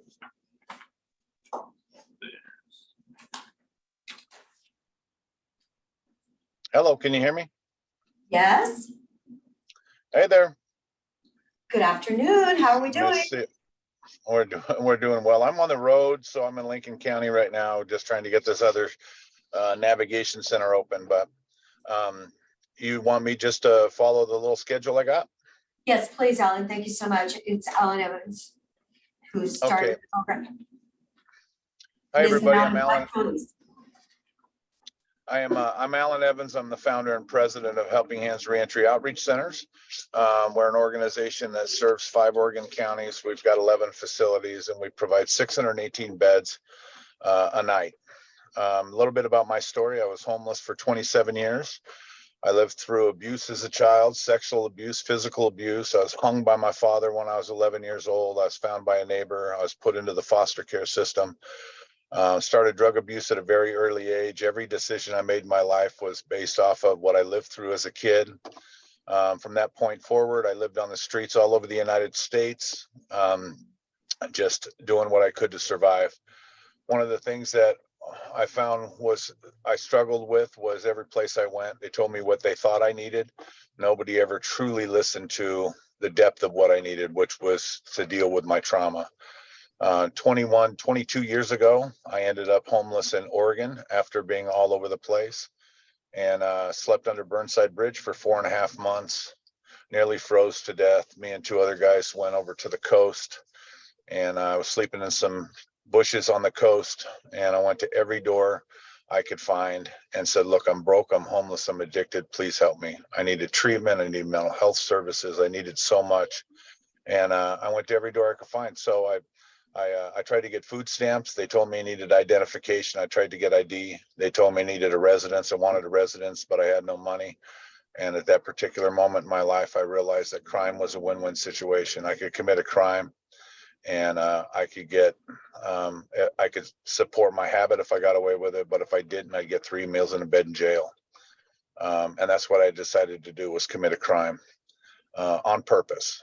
And I did. I got arrested by the Seaside Police Department, and my journey started from there. A police officer who arrested me and 3 other police officers got together, got me into a small home in Seaside, Oregon, where they allowed me to change my life and bring resources to me. And I started my journey then. Saved up some money, got my driver's license, got an identification, got a job, saved up some money, and I went back to these police officers and I said, I want to start a program that we hear people when they come in the door. And so 4 police officers, myself, and 5 people in recovery, created a board of directors, opened a small facility in Seaside, Oregon, that housed 9 men in it as a pilot project. And within 6 months, we were housing 64 men, women, and children. At that time, it was basically, you come in, you stay clean and sober. We're going to help you. You pay a little bit of bed space money, and we'll figure it out. And we ran low barrier shelter for about 12 years. But within 6 months, we expanded pretty fast. Within a year, we expanded from Clatsop County to Yamhill County. And then Lincoln County approached us and asked if they can use our model there. And we expanded to Lincoln County. And now we serve 5 Oregon counties, providing 618 beds. We do homeless reentry. I'm sorry, I'm sitting in my truck. We run homeless reentry programs. The last project we did, well, not the last, we're opening up 2 new navigation centers right now. But the Wapato Jail project in Portland, which is a 155,000 square foot building that we have 318 beds. We've got mental health services. We've got substance abuse disorder services. We've got vocational training services, job placement, all in one location. Our organization has been serving the communities in 5 counties for nearly 20 years now. And that's kind of what we're doing. We bring a compassion and accountability. Low barrier shelter was really difficult for us because we tried to run that for about 12 years with truly no outcomes because people would continually revolve without the opportunity. So today we have low barrier shelter ingrained in our system. So we have low barrier shelter on site. 65% of people who come through our low barrier shelters move to our higher barrier program. 35% of those people we navigate to other resources and communities so we can make sure that we're reaching people no matter what. And that way we can navigate people to detox, to treatment, to mental health services if there's severe mental health issues. And yeah, so I wanted today to come and tell you who we are and what we do and why we do it. And I'll field any questions you have. We also bring data to the table. We started a proprietary system, excuse me, 10 years ago called Tactical Demographics. So every person who comes through our door or gets referred to us gets a full evaluation. We track all of that so we can individualize people's stories and we can customize plans and what we call an IRP, an individual reentry plan. For people coming through the door so we can help address multiple issues with a person. And we have person-centered services that are driven by data that allows us to be able to evaluate what's working and what's not working for larger groups of people. So if we've got victims of domestic violence or people with mental health issues, we can wrap certain classes and certain programs around them with the partnerships in a community. And we've been pretty successful at it. In our rural communities, we've got between an 83 and an 86% success rate of moving people back into some sort of sustainable living situation, especially if they come through our door shelterless.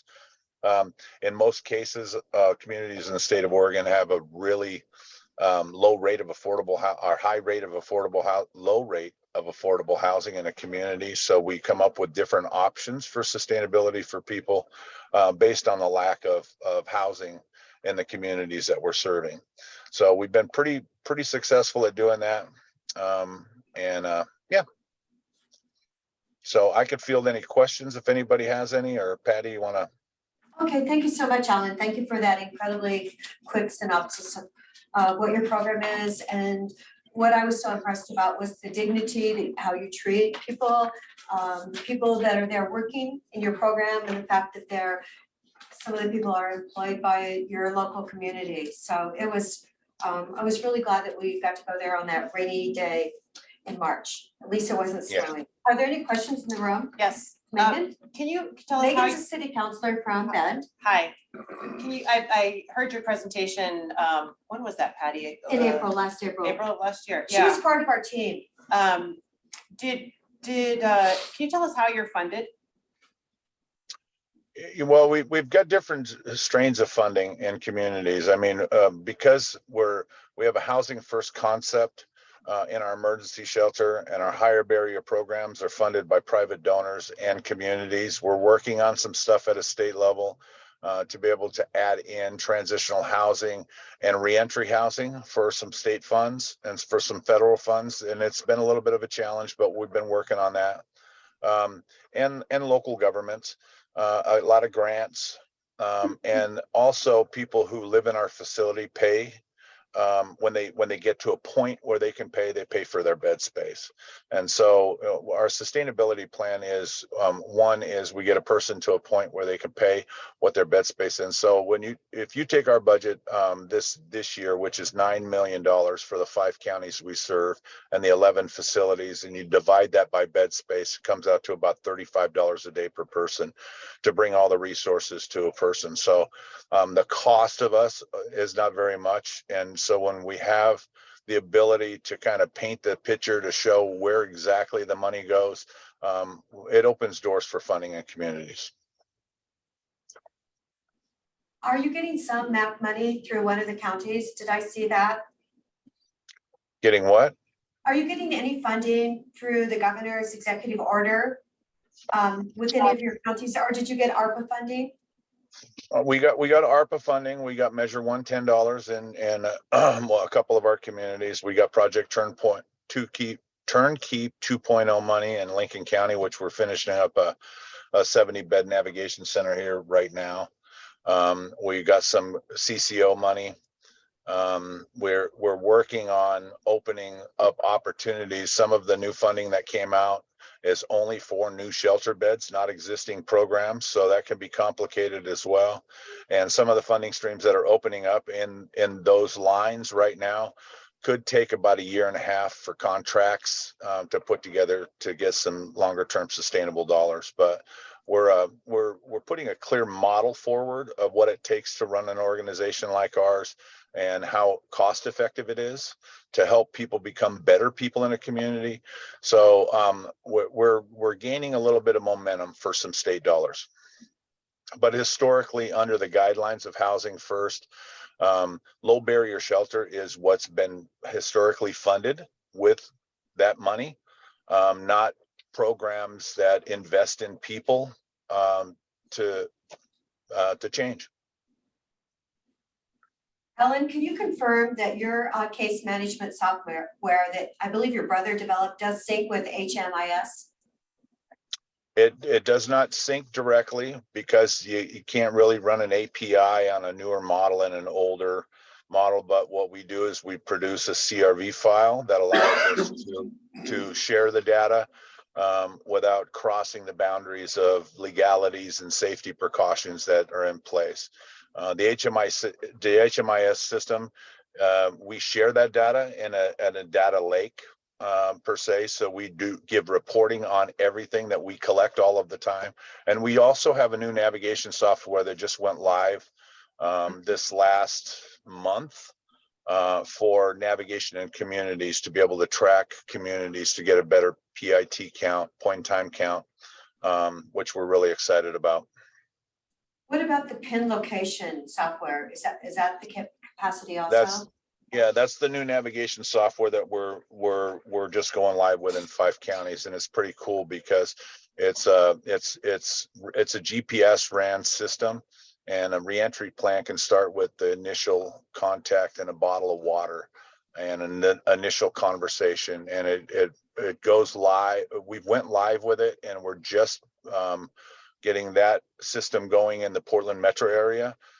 With the outreach workers we're doing, there's a lot of interest around the state because a lot of the smaller communities struggle with point in time counts because they have to reach as many people as they can in a 1 week period of time. If we ran a system that would allow us to begin to utilize tracking all year long, point in time counts would be pretty simple because along the way, people engage with people in the community. So the new system that we're just went live with, and we're in what we call a bug out stage, is to work all of the bugs out. That system is in place now, and we're going through our 90-day bug out to make sure we can get a couple, but we've had a couple bugs in there, just get that figured out. But it's pretty exciting news because you could actually, any place that you engage with somebody in a community or an outreach coordinator or a program engages with them in a community, and if you see them, 6 weeks later, 4 miles away, you can actually look and see where our population of shelterless people are in a community, what services have been attempted to be provided to them, and have a better look at what that looks like once a year. for a more accurate point in time count. Thank you, Alan, for that information. Any other questions? I just want to say thank you for sharing such a vulnerable personal story. I think that's always courageous, and I really appreciate all your work. Thank you very much. It's really amazing, and we would love to see you over here. Someday it's gonna stop snowing over here and you can come fly fishing. I'm looking forward to it. The Fall River's a little cold over there right now. So. It's canceled. It must be snowing a lot. All right. Great, Alan. Well, listen, thank you so much for joining us. Safe travels, driving. And I will talk to you later. Okay, you got it. Thank you. Bye-bye. Thank you. Thank you so much. Wonderful. All right. So I want to recognize that this is a long day, and I really appreciate your willingness to roll up sleeves and put in the work because it's helpful to me. And I am definitely like humbly receiving feedback and trying my best to keep iteratively bringing that back. I sometimes remind myself that we're like building things as we go. And it will really help, I think, to have some of these policies, procedures, structures, roles, all of that fully baked. I sometimes look at other departments and I see how much they've had in place for years.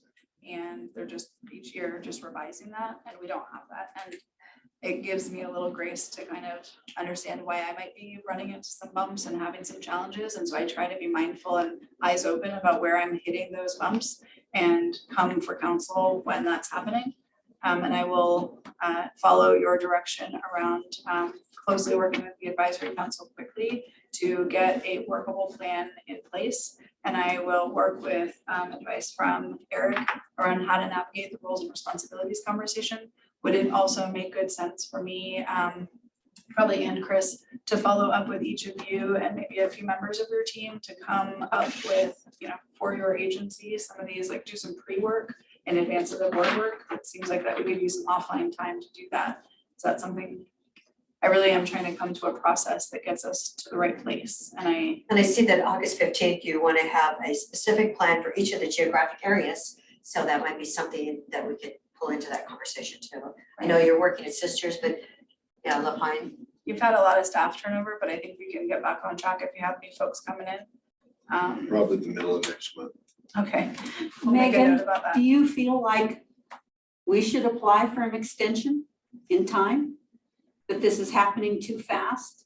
Or do you want to work hard to make sure it happens fast enough? That's how I feel. Okay, because I wasn't sure what your sense was, so. Yeah, no, that's helpful. And I do want to ask about the MAC process, because that is the other big train that's happening in Central Oregon right now. And so far it's going very well. We've received accolades from. And MAC, the governor's funding package that's coming into Central Oregon. okay, And that is. through COIC. Exactly. It's absorbing a huge amount of everyone's time. So we're very focused on those funds need to be spent, not just distributed, by essentially the end of the year. And that process and all the work that goes into that is a lot of that work will be the work in the plans, like the strategic and work plan will be funded through that. And so I am, as soon as it was kind of coming out, I've been trying to change the plan to figure out how to absorb it. So I will be looking for direction. What I'm hearing is that a conversation with HLC and CYC about how to make all of that make sense would be a good process, I think, for all of us to go through. Well, I don't think we know with any assurity where those MAP funds are going at this moment. Applications will come out next week to be completed, then they'll select which applicants fit the criteria. Yeah. And then we'll have an idea. So now we're saying probably mid-May to end of May for that process. And I know that goes back to the angst we're feeling. So. Right. Would you rather that I fast track this plan without trying to I think we need to incorporate it. I think and we it's an need to, important part of yeah, it. for sure. Like, Yeah. it's just adding to that level of angst of Yeah. having one more thing that we're waiting on. And I'm the type of person, if you give me a 6 months extension, I'm gonna wait till the 5th of the week, maybe the week Every before it paper. expires. So I'm not No. a fan of extensions. Sure. So. I'm not interested in requesting one, and I am mindful that there's a balancing act between moving very quickly and moving too quickly. And I am recognizing that I have, in the past few months especially, been taking on too much work because I don't have those boundaries. And so that needs to change. I really appreciated your question about what needs to come off, because I have been having that conversation. I need to have it more. Well, we all you know, need to know. Yeah. I mean, I think it's a double-edged sword. If you're taking on too much, or you're finding that things are getting dumped and you're having to have that pushback, if we don't know that that's happening, all we're hearing is one side of the conversation someplace else about how they're not being helped. Yeah. So again, all of that needs to be transparency on all sides. For sure. And that's where I think having, you know, if I send out strategic updates, I think I can include, like, here's the major challenges we're running into, and include a conversation, even after we've completed this process, keep coming back to it to say what new work has arrived and what work has to, you know, shift. That guidance will be really important so that I'm not making exclusive decisions without support and without transparency. So. Well, I really appreciate this conversation and all of you for your work. And I know sometimes these conversations are hard, and I do appreciate the courage around having hard conversations and doing hard work. So thank you. And we need to give public comments. Okay. Right at the end, couple of minutes before too. Are there any raised hands? Stephanie, any public comments out there? Doesn't look like it. Well, you never know. Is there anyone out there that wants to make a public comment and to our record, into our minutes? We would love to hear from you.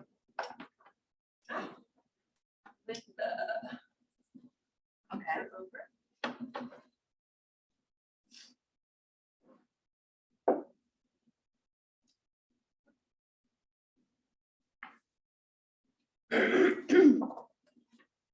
Hi, everybody. Thanks for taking my call. I'm actually out of the country right now, but very interested in this meeting, and I've been observing it online. I really appreciate that you're all spending the time working on this and trying to find better ways, but I'm extremely frustrated at how long this process is taking from this office.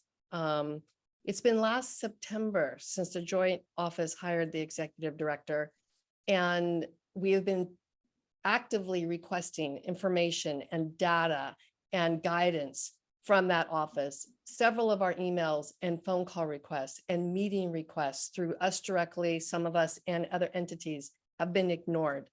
Meetings have been set up where the director was supposed to attend and did not. Comments were requested from the media, comments from the executive director, they were not made.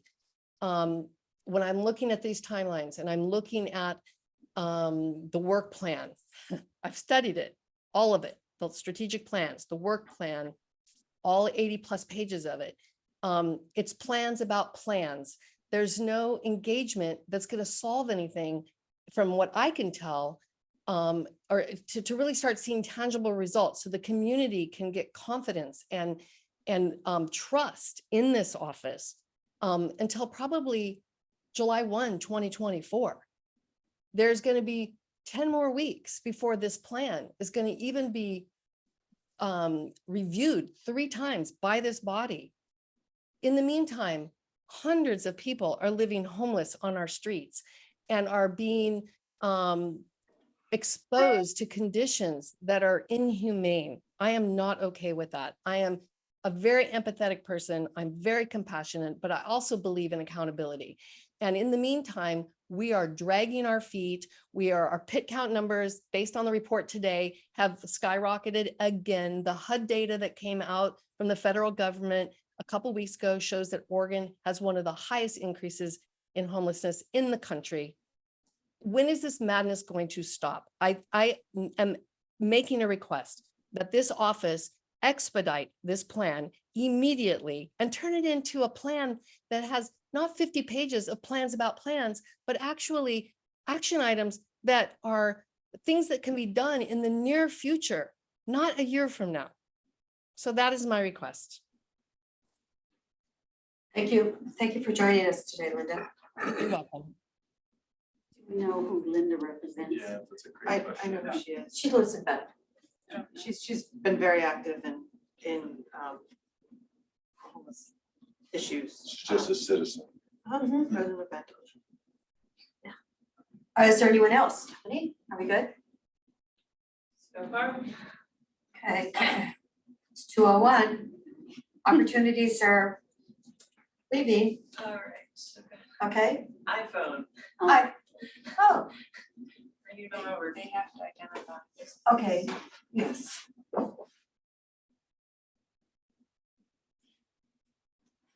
We always know. we have to. Thank you, iPhone. You need to identify yourself, please. Hello, my name is Jennifer Lingard. I helped coordinate the April town halls last year.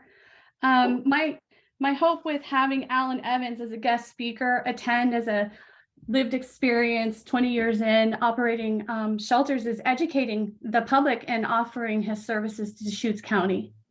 Now with that, I have reached out to Lynn McConnell and Amy Fraley, just wanting and seeking them to engage with Helping Hands. And I don't understand, after you've heard his profile, his softwares, successes, 618 beds, why the city of Bend, who's to be leading, some of these homeless efforts that I believe need to happen, how they don't return my phone call, how they don't return my emails, how the CHRO executive director has not returned my phone calls or my emails. Excuse me, only emails, because I don't know her phone number. It's not public. So with that, please do consider Helping Hands. There is at least 300 people that I know of directly that are interested in Helping Hands for $35 a day or less, which includes the per night charge and the day services charge. So please consider that. I really want people not on the streets and children living in forests, and just accept that maybe state funding is harder for Helping Hands to receive. They've made some progress in that, but there's a lot of private donors that will be very interested with open arms that will help fund Helping Hands here in Deschutes County. Please, I've been working on this for over 15 months. It's emotional for me. So please strongly consider Helping Hands coming here to help out with the COC. Thank you. Thank you, Jenny. Yes, I'm a fellow commissioner, but I'd like to make a comment real quick you here. may. So one of the things when I think of this, Commissioner DeBonne, yeah, for the record. I'm Deschutes County Commissioner. One of the things I think of when we're talking about a coordinated homeless plan and what we want to see in Deschutes County is, unauthorized public camping in our, side of the road in our public streets.